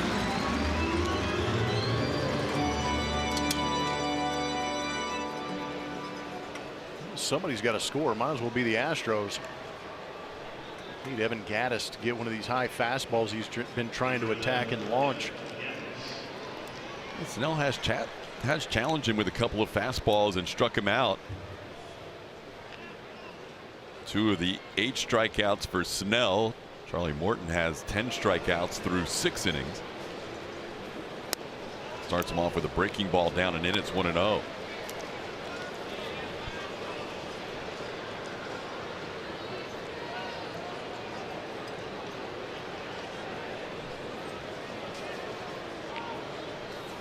That ball's drilled to left field all the way back to the wall and gone. Astros get the first run of the game on Evan Gattis. 16th home run of the year, and it's 1-0. Stay with me, guys. I'll take you places. Nice swing, Evan. We were wondering who would blink first, and the Astros put the big first run of the game on the board in the 7th. That was an absolute seed. Wait for it.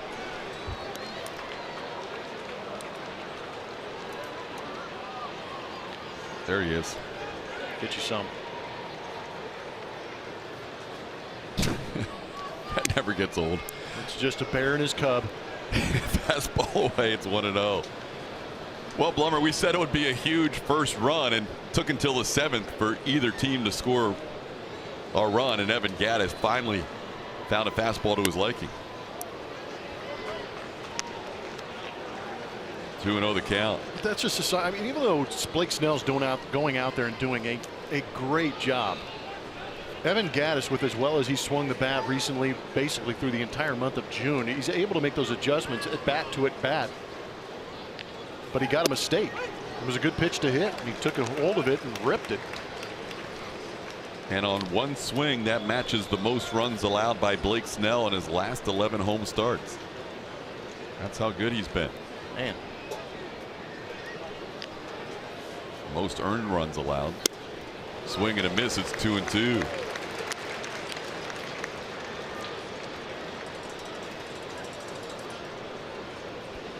Very good pitch count going. Snell in command today. He's gotten some quick outs in addition to those 8 strikeouts, but he allows the home run to Evan Gattis for the 1-0 lead. Here's Evan Gattis, 4-seam fastball from Snell, and on our Mattress Firm Supermo, you can see him getting the barrel to it extremely nice and compact, and releasing through that on a line. 105.6 miles an hour off the bat, 98% hit probability. That was a 394-foot line drive. Into right field. Johnny Field is there for out number 2. Going back to last year, a little bit smaller beard, going the other way. Kind of gives you an idea that he does see the fastball good. Evan now 4 for 10 in his career against Snell with a couple of home runs. And here's Josh Reddick.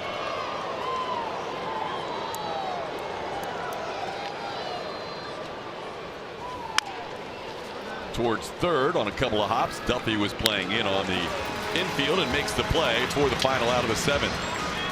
But the Astros able to score the first run of the game on Evan Gattis' 16th home run of the year.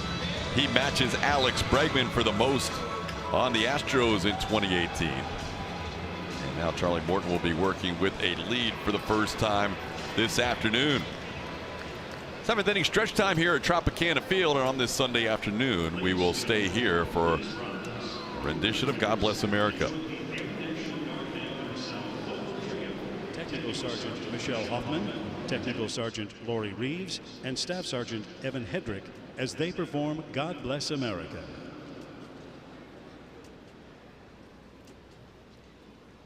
God bless America, land that I love.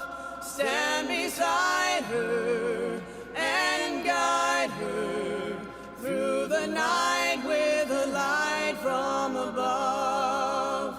From the mountains to the prairies to the oceans white with foam.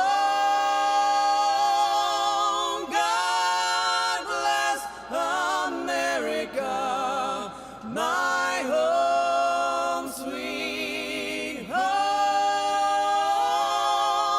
God bless America, my home sweet home.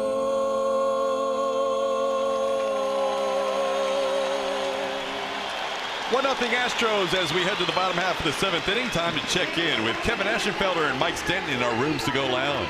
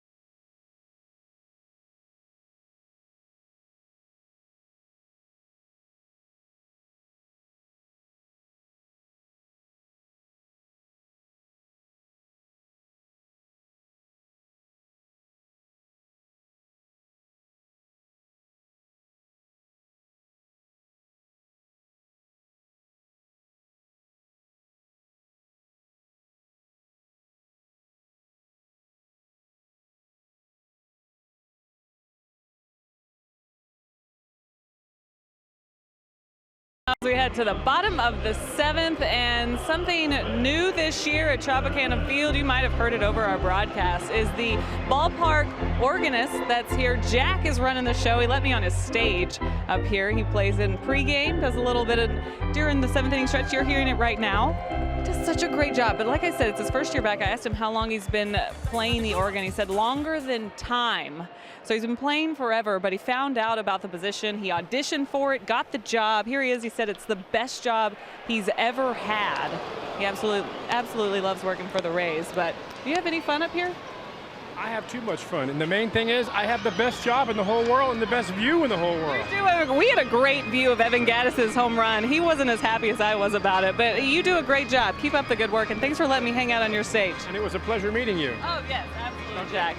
All right, guys, I'm going to hang out here. Maybe he'll let me play a song. That'd be awesome. Yeah. Oh, he knows every song, too, so if you have any requests, we'll have to let him know. Like Taylor Swift, I think, Blummer is what you wanted. Oh, yeah. Okay, I'll tell him. Chopsticks.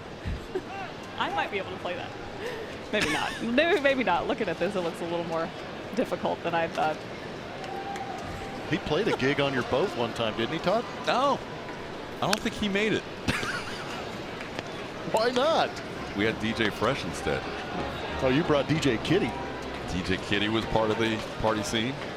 They are big on the music here. Yeah. You got DJs, DJ Kitty. Friday nights they have DJ Fresh. And this year they've started with the new entertainment out there. Julia right on top of things out there in center field. It's where all the cameras hang out. They bring you these shots like the one you're looking at now. Charlie with a count of 1-2.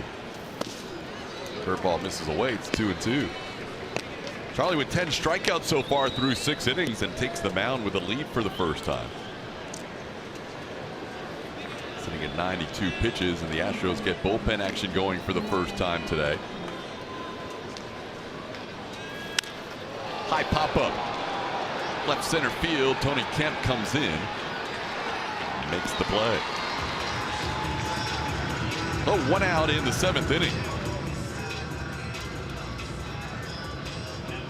Charlie has allowed a couple of base runners in the 5th, a couple of base runners in the 7th. A hit and a walk in the 5th, and also a hit and a walk in the 6th. There's Chris Davinsky warming up in the Houston bullpen. See if he is warming up possibly for the top of the order with 2 out of 3 lefties at that point. As Charlie misses to Jesus Sucre, 1-0. Sucre has hit a soft pop-up to the shortstop Alex Bregman and also grounded out to third. This ball hit pretty well to left coming on Kemp, and he will not be able to make a diving attempt. He knocks it down on 1 hop. Sucre has a base hit. He's a 1-out base runner. Watch the Astros in more ways than ever before by downloading the new AT&T Sportsnet app from iTunes or Google Play, or visit attsportsnet.com to stream on your computer. Log in with your cable account and you are all set. Available for those with AT&T Sportsnet in their TV subscription. Blackouts and territorial restrictions apply. With Johnny Field due up, Kevin Kiermaier will be called on to pinch hit. We also have a pinch runner on first base as well. Adeiny Echeverria takes over for Jesus Sucre. Oh, Kiermaier facing Charlie Morton here with a runner on and 1 out in the 7th inning. Good runner at first and a good runner at home plate. You got to watch out for the bunt play right here in this 1-run game. I think that's what Brent Strom is coming out of the dugout. Have a little bit of a conversation with Charlie Morton regarding the guys that are out here. Give him a quick scouting report on Kevin Kiermaier. But I'd be a little curious if Yuli doesn't come out and maybe have a little bit of a conversation too, just to figure out where he should play. He hasn't played a lot of third base in recent days, but he's going to probably be tested right here. Well, the reason why Kevin Kiermaier wasn't in the lineup initially for Kevin Cash is because Kiermaier has faced Charlie Morton 8 times and does not have a hit. And in those 8 at-bats, he has struck out 7 times. So he is not picking up the ball very well in his career at bats against Charlie. But he'll get a pinch hit appearance here with a runner on first base and 1 out. And that's another reason why I think there might be a bunt employed. Well, Kiermaier certainly has the speed that he could potentially beat out a bunt.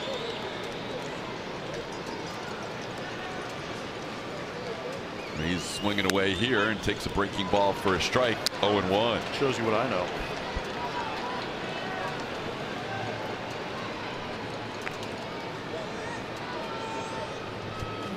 Charlie, normally a guy who finishes his outing right around 100, 105 pitches. We've seen him go as high as 106. So AJ will keep a closer eye on him as he approaches the century mark in pitches, as he's currently at 97 with a 1-1 count on Kiermaier. 5 hits for Tampa Bay now. All of them have been singles. This ball is popped high in the air, foul, and headed towards the catwalks and over the catwalk. I was with Tyler White on that one. I had no clue where it was. That ball went in the air, and Tyler White immediately both hands up in the air. No clue. The ball hits the catwalk in foul territory. It's a dead ball. If it hits the A or B ring catwalk in fair territory, it's playable off the catwalks. 1-2 pitch, called third strike, outside corner. Charlie Morton has now struck out Kiermaier 8 times in 9 career at bats, and that's out number 2. We talked about the numbers that Charlie has against left-handed hitters coming into this game. They're hitting 178 against him. A lot of the reason is that curveball, but once you plant the seed that you have a nasty curveball and you bring that heater in a 2-strike count, sometimes you'll lock him up. And if you make a good enough pitch, sometimes you get the call off the edge. That was nice.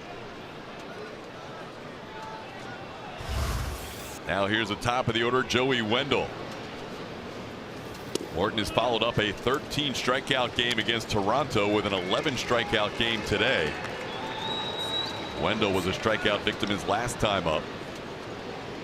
He's had some pretty good ABs against Charlie. Not many have in this lineup. A single and a line out. He takes the breaking ball for a strike. It's 1-1. We talked about Charlie getting over 100 pitches now. It's been a comfortable 100 pitches. We haven't seen him under too much duress throughout the course of this game. He continues to use what Max Stassi is giving him and executing nicely.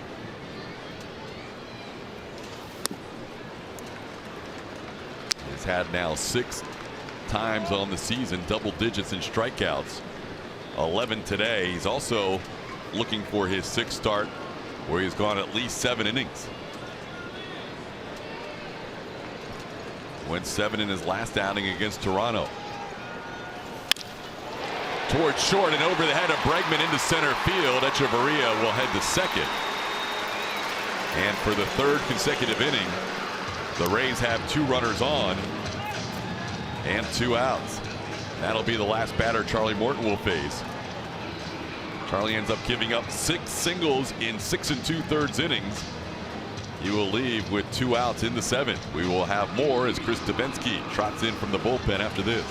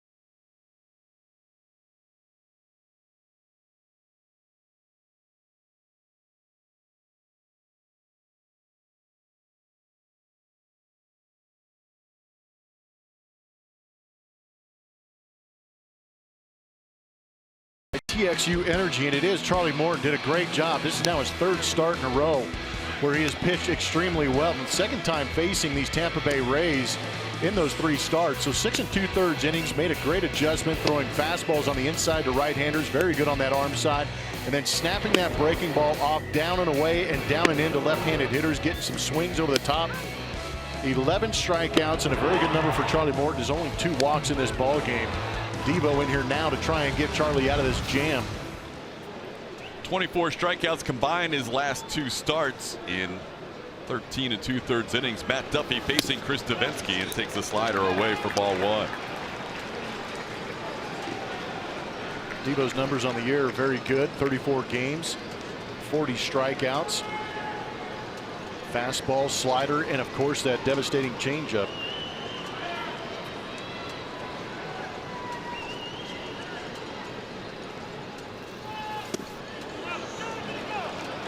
No swing there, says the first base umpire and crew chief Jerry Lane, and the count's 2-0 on Duffy. Duffy 0 for 3 today, carrying a 9-game hitting streak into this game, hitting .371 during that stretch. Echeverria on second, Wendell on first, 2 outs in a 1-0 game in the bottom of the 7th. Swing and miss. Devo not afraid to throw that changeup in any count. Yeah, definitely a hitter's count. And he's not afraid to throw it right on right, too. That pitch not even in the strike zone. And Duffy's a very good hitter. Could not lay off the arm action.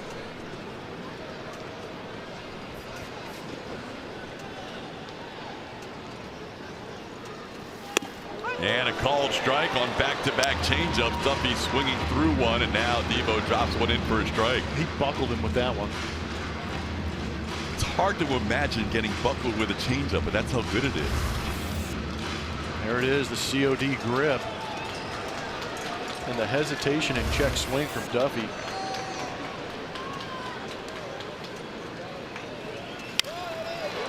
Down the line in right, long run, Reddick, and that ball's a fair ball. It's going to tie the game.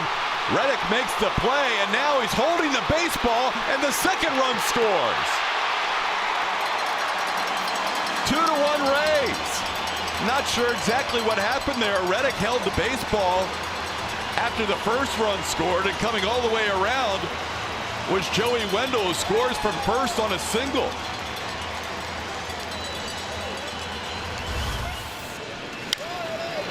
Another inside out swing from Duffy. Drops that one in front of Josh Reddick. And there was no intent to get that baseball in with Wendell at third base, and Wendell took advantage of it. It's almost as if Josh was looking to see where he could throw it. I'm not sure if there was a cutoff man lined up or anybody to throw to. The worst case scenario is just throw it to home plate and get the ball in front of the runner coming home. But I think he lost track of there being a second runner on base. That's the only explanation I can have. Yeah, because Josh is a heads-up player. And he held that ball and held that ball, and he kept looking at the runner on first, Duffy. And during that little extra time he had the ball, Matt Catraro, the third base coach, sent Joey Wendell, who would score all the way from first on that little flare single. It's now 2-1 Rays in the seventh. Ball hit the other way pretty well. Tony Kemp going back on it, has a beat on it, and puts it away. 2-run score. Both charged to Charlie Morton.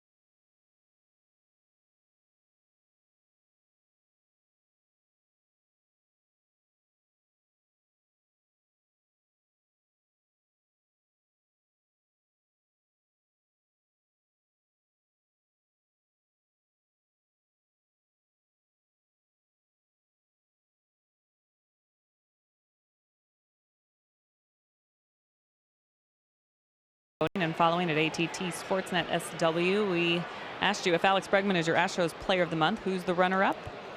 Lots of votes for Evan Gattis. He got 81%. Showing it today, guys. Yeah, Gattis providing the 1-0 lead. Unfortunately, it did not last through the bottom half of the inning. It's now 2-1 Tampa Bay. Gattis with a solo home run in the last inning as Max Stassi facing Blake Snell. Snell has only thrown 84 pitches to this point. And he's back out there for the 8th inning of work, now working with a lead for the first time. Unfortunately, those last 2 runs will be charged to Charlie Morton, and you really can't give an error out there, even though it was a little bit of a mental error not getting the ball back in, but you can't give an error there. So a 2 RBI single with runners on first and second, the difference in this game in a 2-1 Tampa Bay lead. Curious to hear after the game what exactly happened there. We were talking about it after the 7th, and neither one of us was exactly sure. There's a strike called on a changeup on the outside corner, and Blake Snell picks up strikeout number 9. Yeah, definitely a frustrating play to let 2 runners in on a ball that went maybe about 130, 140 feet. Here's Jake Marisnick.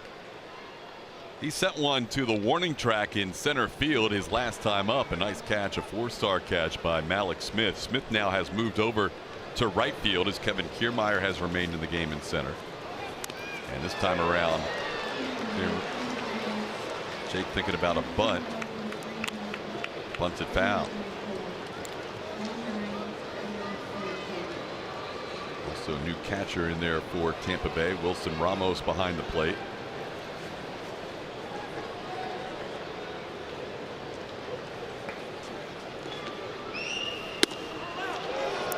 Fastball away, it's 1-1.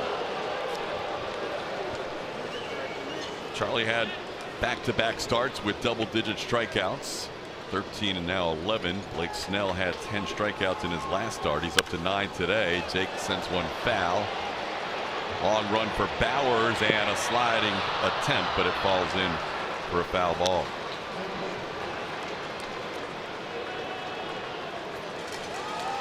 Changes for the Rays. Kiermaier, Gold Glover in center field. Malik Smith moves over to right, and Echeverria, an outstanding defensive shortstop. Wilson Ramos behind the plate.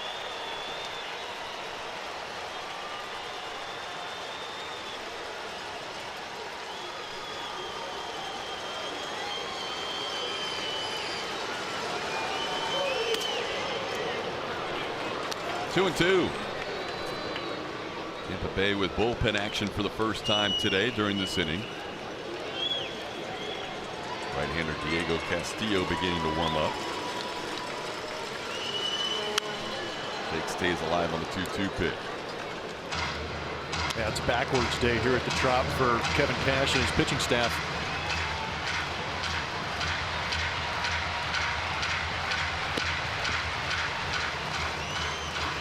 Saw Castillo pitching the game on Friday.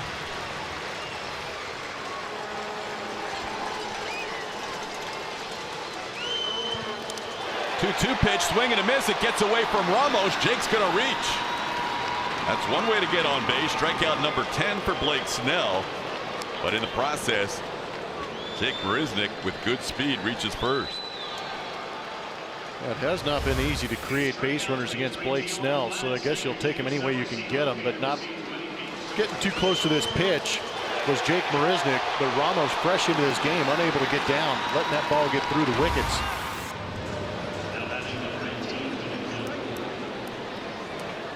I'll bring up Tony Kemp. Kemp a couple of strikeouts today, facing a guy who's been tougher on lefties than anybody else over the last 2 years. This is with the first pitch for a ball, 1-0. Snell amongst AL starters.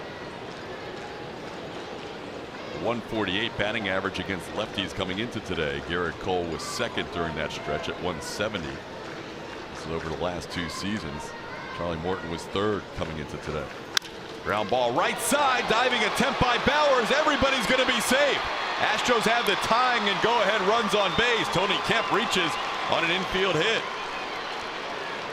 Speed kills. Good job by Tony Kemp putting this ball in play, and he had the right idea, trying to yank it through that hole created by Jake Bowers, holding on Jake Marisnick. So he's got to get the head out of pretty quick. Bowers does a good job of knocking this down, but as soon as he does, there's nowhere to go. Tony Kemp beating Blake Snell over there easily. Alex Bregman has good numbers in his career against Blake Snell, including a hit today. He is 5 for 10 lifetime against Snell. Kevin Cash out to the mound with a righty warming up in Diego Castillo, and just a word of encouragement from the Tampa Bay manager. 2016, Alex got him, a very young Alex Bregman, only a couple of years ago, turned on him into those Crawford boxes. Hit a rocket off from his first AB into left field also. This is going to be a pretty good challenge for both Alex Bregman and Blake Snell. A guy who very well could be the American League Player of the Month in the month of June has a chance to be a hitting star here on the first day of July. He does have 4 RBIs in 10 career at-bats against Snell. Marisnick with great speed on second. Kemp with great speed on first. Ball down and away. 1-0 has thrown him a lot of changeups today. Changeups and off speed early on in the count, trying to rush it up there with 2 strikes. Yuli and Jose doing a great job as far as RISP numbers that we talk about, but so is this guy. Yeah, he has been bouncing up that leaderboard all the way up to a tie for 5th. Explains the 30 RBIs in June. 2-0. He will not chase the off speed here. And one thing I don't know if we've really hit on it with Alex, but this guy loves the moment. Really loves it at home when he has the opportunity to walk some games off. But right here is a big moment here on the road, especially in a frustrating series that the Astros would like to come out of here splitting.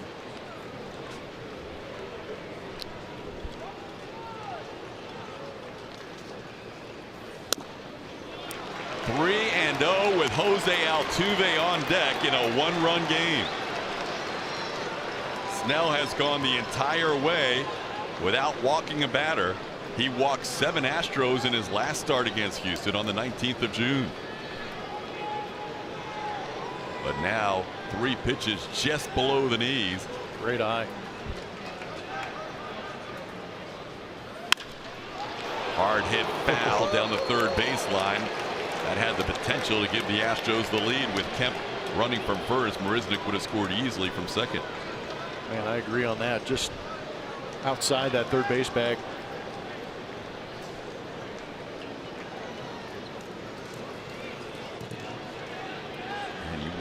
You would not want anybody else in the play at the plate in this situation than Alex Bregman, the way he's going right now. Tying and go ahead runs on base in the 8th. Doesn't chase. Ball 4 as they check it first, and Jerry Lane says no swing. Bases are loaded, filled with Astros, and now Kevin Cash will come out and get his starter Blake Snell with Jose Altuve due up. Quite a situation coming up. Altuve at the plate, bases loaded, 1 out in a 2-1 game in the 8th.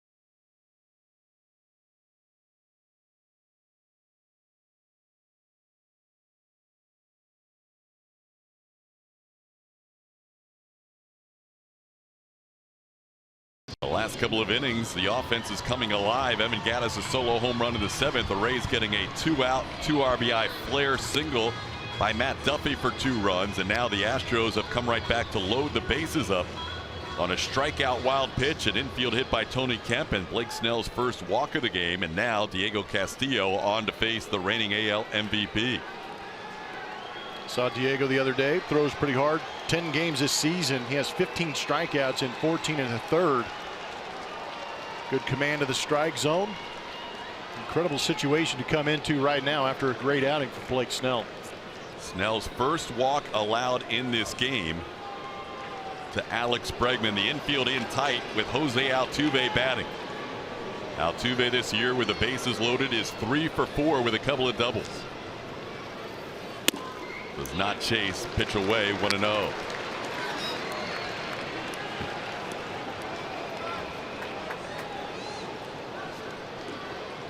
Castillo heavy on that slider to right-handed hitters, but he can also get to 97, 98 on that fastball. There's the fastball in the inside corner. It's 1-1. Looking with Altuve, that's his, why'd you call that a strike face? That may be the first one we've seen Greg Gibson miss where the ball was completely out of the zone. That's a strike. It's 1-2.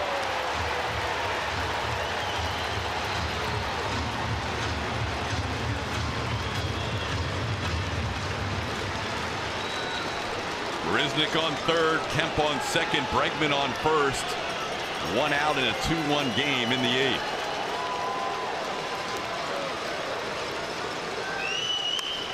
Oh, check swing, kind of an emergency hack there to stay alive. Well, it is because that first strike called on that fastball on the inside corner off the plate. He's got to protect, and that's one way to do it. Fortunately, he was good enough to foul that off. If there's just anything that Jose Altuve can put to the right side of the infield, it's a pretty good chance for the Astros to score a run.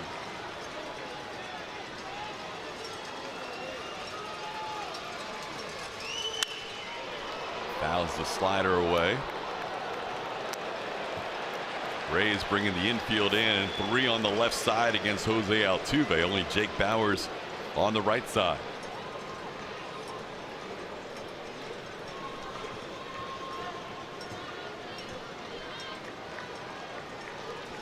Altuve has flied to right, bounced back to Blake Snell a couple of times.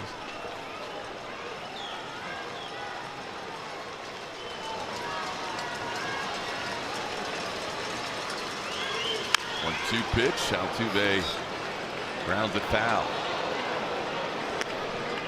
Altuve has such quick hands. They'll be going in and out. In and out, he's able to fight that pitch off, but I mean that's 96, 97 running in on your hands. He's still able to get quick enough to pull it foul.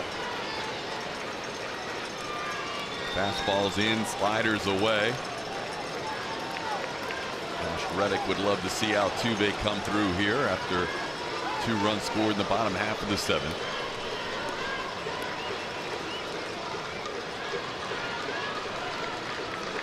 Blake Snell has not allowed more than 1 earned run in his last 10 home starts. He's responsible for all 3 on base in this 2-1 game. Low, 2-2.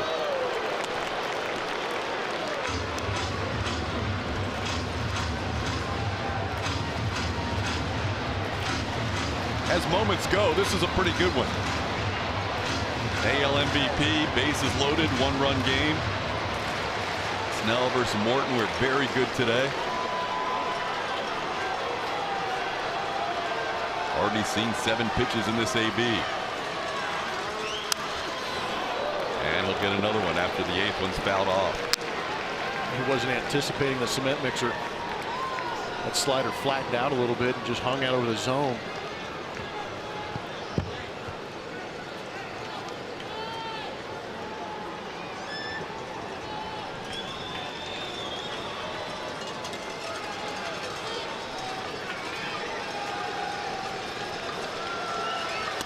Up and in, almost hits Altuve. Now the count's full. That would have been getting the RBI the tough way.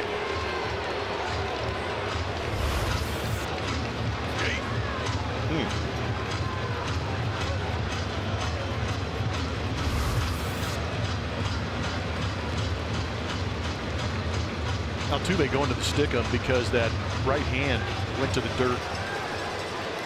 That dirt usually takes some of the effectiveness of the stickiness away, so making sure he's well prepared for this 3-2 pitch.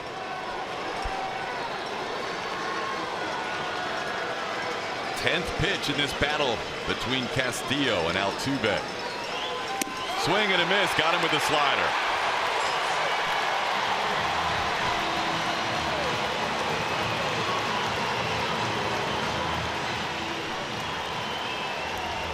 That was a battle. Ended up being won by Diego Castillo, and Jose Altuve recognizing that he got him with a pretty good slider.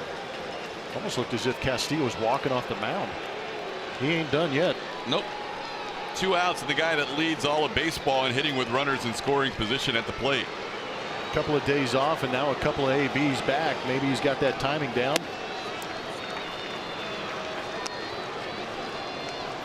Strikeout, fly out, and ground out against Snell. Really hitting his second grand slam of his career on that last homestand. Like where your head's at. I think a little single here will work. I'll take a little Duffy to the outfield. There's the strike. It's 1-1.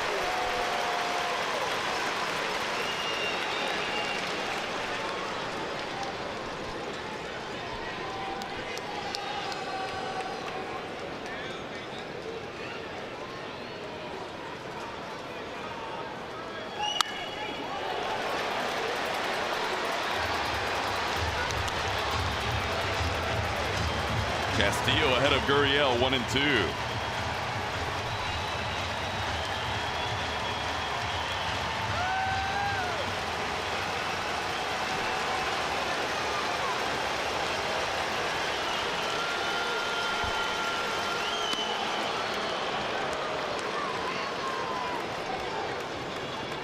How about overthrowing the slider for a pass ball, run scored, and then a base hit? There you go.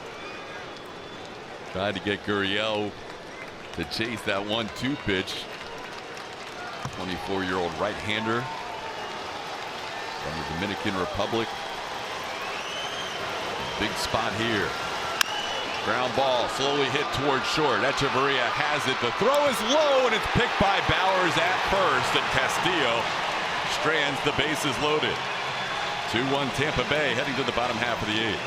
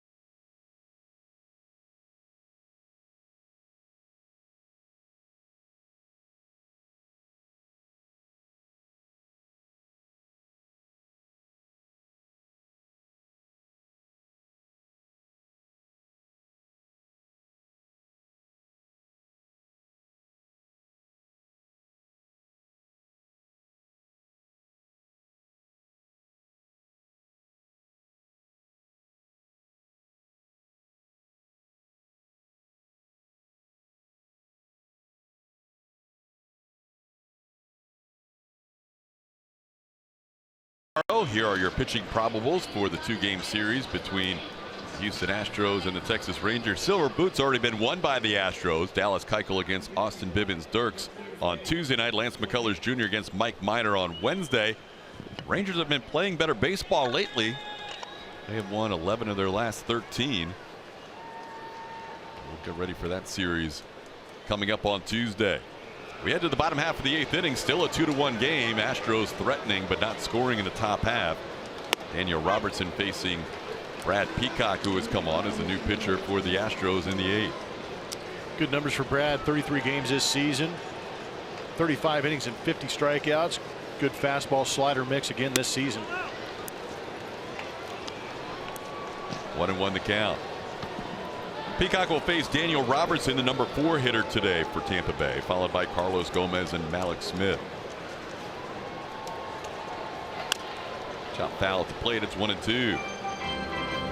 Charlie Morton for 6 2/3 innings. He was charged with 2 runs. Both inherited runs scored after he left the game. They both scored on a little flare base hit by Matt Duffy against Chris Davinsky. That snapped a streak of 19 consecutive inherited runners stranded by the Astros bullpen.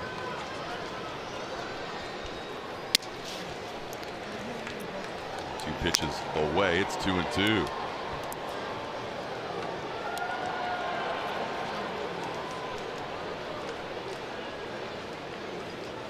Robertson has struck out twice and walked. Right back to Brad Peacock on 1 bounce. Makes the play for out number 1.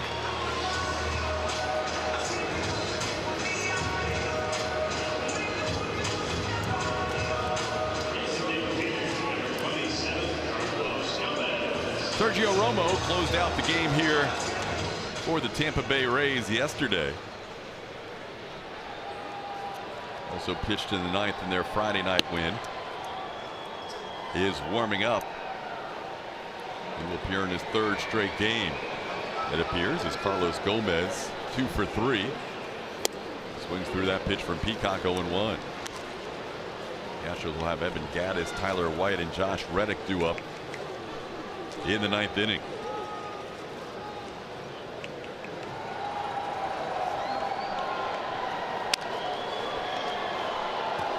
Foul the other way. It's 0-2.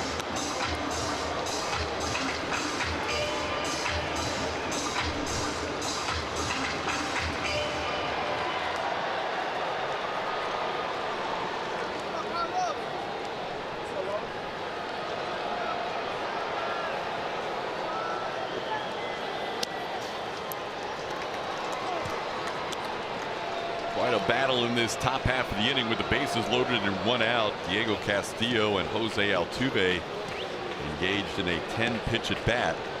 And Castillo able to strike out Altuve after buzzing him up and in on the 2-2 pitch. Went to 3-2, and the slider off the plate away. Altuve unable to hold up.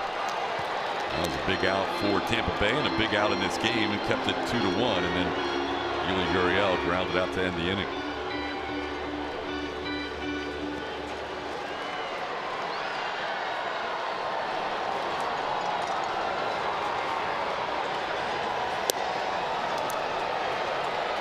To the count.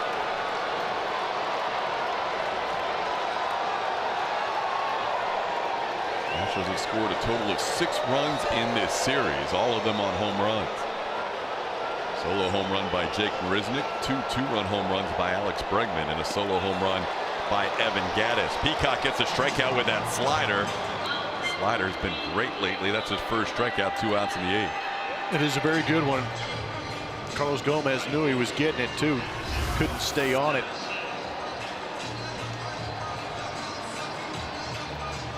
Good location and good late break.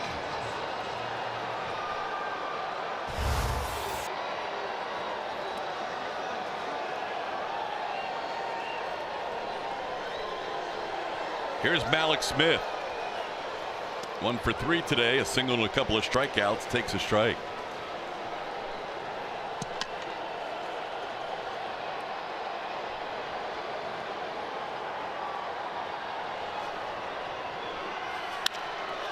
Ball hit into right field pretty well. Reddick all the way back. He's at the wall, and that ball's gone.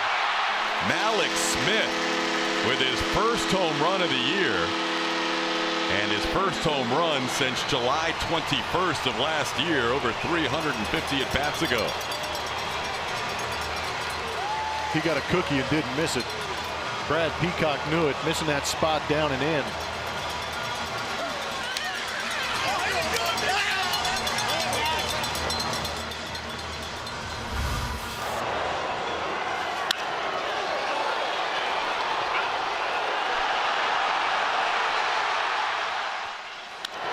356 at bats since his last homer against the Rangers last July 21.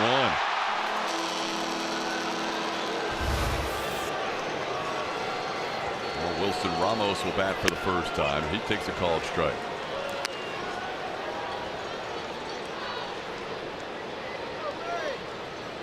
A little more work to do for the Astros in the ninth if they are going to try and avoid losing a season series and losing for the third straight time here to Tampa Bay. The Astros have yet to win a season series against the Rays since back in 2008.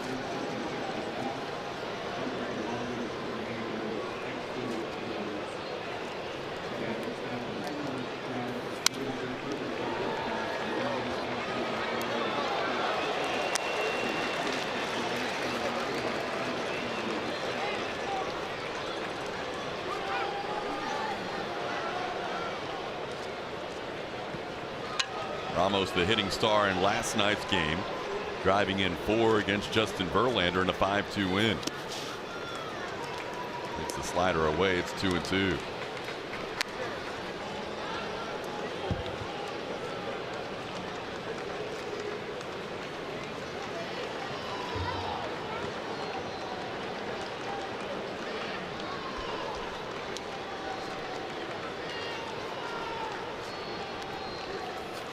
Swing and a miss. Peacock comes back to strike out Wilson Ramos, but a solo home run by Malik Smith. And that makes it a 3-1 Tampa Bay lead. Ends the longest homerless drought for non-pitchers in the major leagues.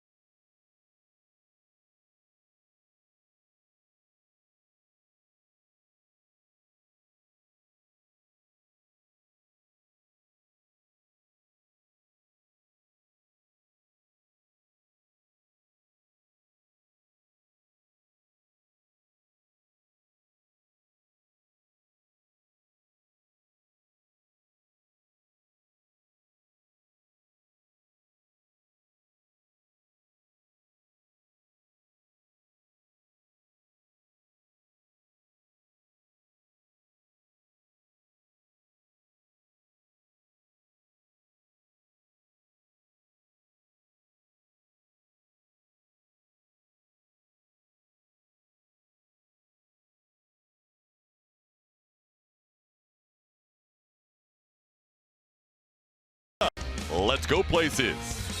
And by Arctic, overbuilt, not overpriced. We head to the ninth. Astros down 3-1. They won the first game of the series 1-0. Lost the second game 3-2. Last night 5-2 losers. And tonight they're down 3-1. Not a lot of offense for either side. With Sergio Romo pitching in his third straight game. He has a hold and a save. Picked up that save yesterday against these Houston Astros. 7th on the season. 91 saves in his career. Also has a couple of starts under his belt. Doesn't throw very hard. Top out at 88 miles an hour with that fastball. And he also has a slider. And he does have a blown save or a loss against these Houston Astros. Alex Bregman walked him off in that last homestand as Evan Gattis gets into one deep to left field. This ball is gone. Second home run of the game for Gattis. And just like that, the Astros back within a run. It's now 3-2. Okay. Home run number 17 on the year. Team leader in home runs and RBIs this month.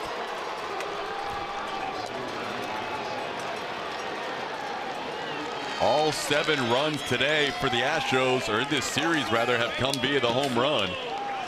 Gattis with 2 solo shots in back-to-back at-bats. That'll keep that bullpen going for Kevin Cash, but right now the Astros need to find a way to get hitters on base. Tyler White bats. Romo will throw about 3/4 of his pitches to right-hand hitters with the slider as he misses with the slider. 1-0. Tyler 0 for 3 today, looking to reach base for the first time as he represents the tying run. Big swing and a foul. It's 1-1.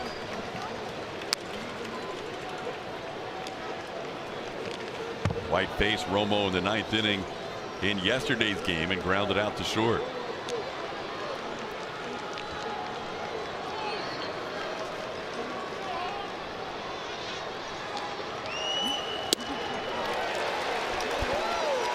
One and two.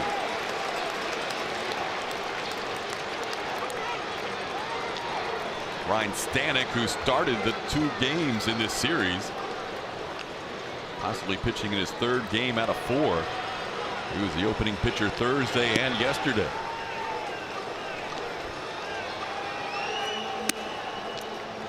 Slider away. It's 2-2.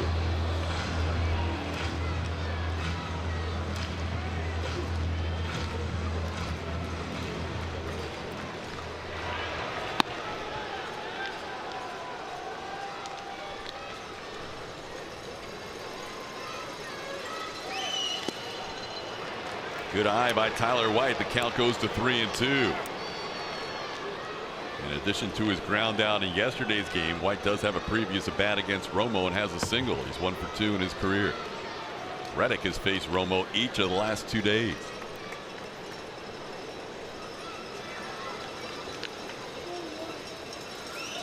Three-two pitch up and in, and the Astros have the tying run on base as Tyler White draws a walk with nobody out in the 9th. Back to that Evan Gattis home run. Sitting on that slider, it stayed middle in. Just drops the head on it and launches his 2nd home run of this ball game. That is great extension through the baseball, standing up on it. 102 miles an hour off the bat, estimated 378, but that was tremendous hang time.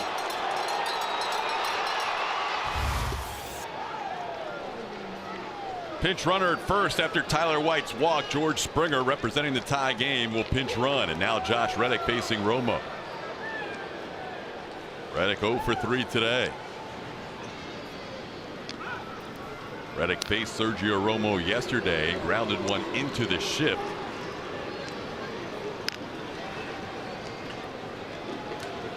For a ground out the previous game, he flied out to right field. Tampa Bay can't shift him here with a runner on first base. They are playing normal defense against Reddick as he tops one off the plate and foul. And it's 0-1.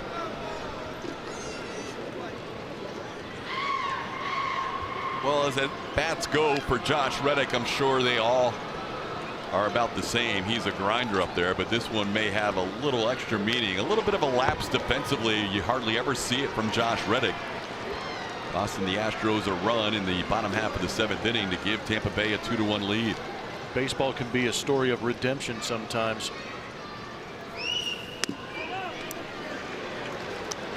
1-1 the count. A single down the right field line that Reddick held the ball a little longer than you would expect. Scored 2 runs. Wendell came all the way in from first base to score on a flare single to right.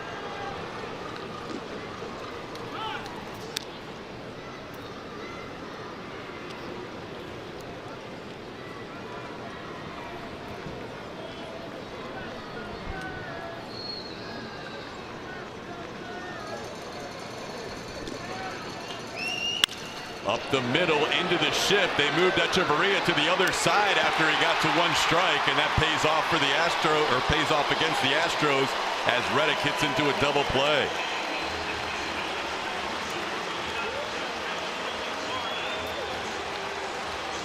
And it can also cause you some serious heartache. Josh hit it hard, but right into the shift where Echeverria was playing. That was a shift they moved after the first strike. You saw Echeverria on the 3rd base side of second to start that AB. Max Stassi due up, but Marwin Gonzalez is going to come on as a pinch hitter.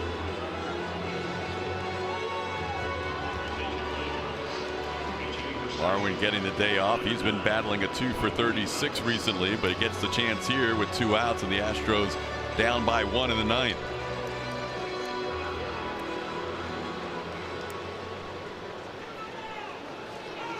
Marwin grounded out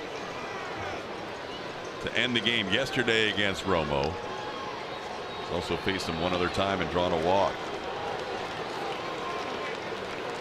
Marwin trying to keep this game alive. Astros down 3-2.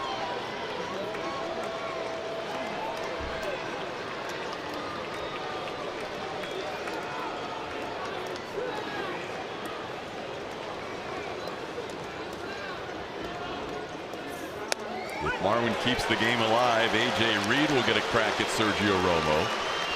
Reed has grabbed a bat as a pinch hitter for Jake Marisnick, who's due up next.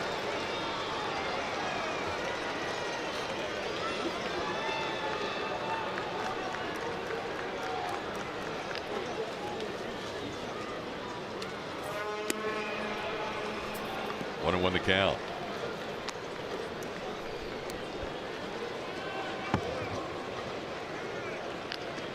Evan Gattis a home run to start the inning. Tyler White a walk. George Springer pinch ran for Tyler. And then Josh Reddick into the shift, hit into a double play. And now Marwin down the count 1-2. Pitch you don't see that often from Sergio Romo is that changeup, primarily sinking fastball and the slider. But pulls the string on that pitch right there to get ahead 1-2. Astros down their last strike.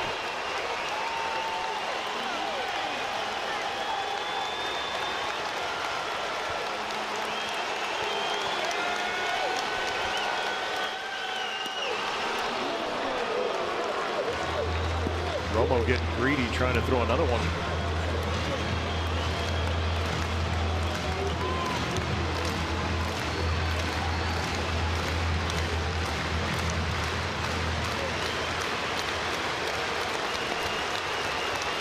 $19,334 today at Tropicana Field for this finale to the 4-game series.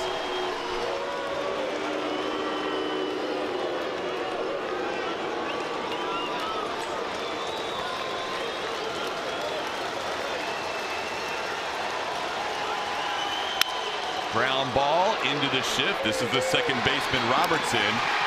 And that'll do it. Ball game is over as the Tampa Bay Rays have an incredible homestand. They won all 3 against the Yankees. They beat the Nationals 2 games and took 3 out of 4 against the Houston Astros.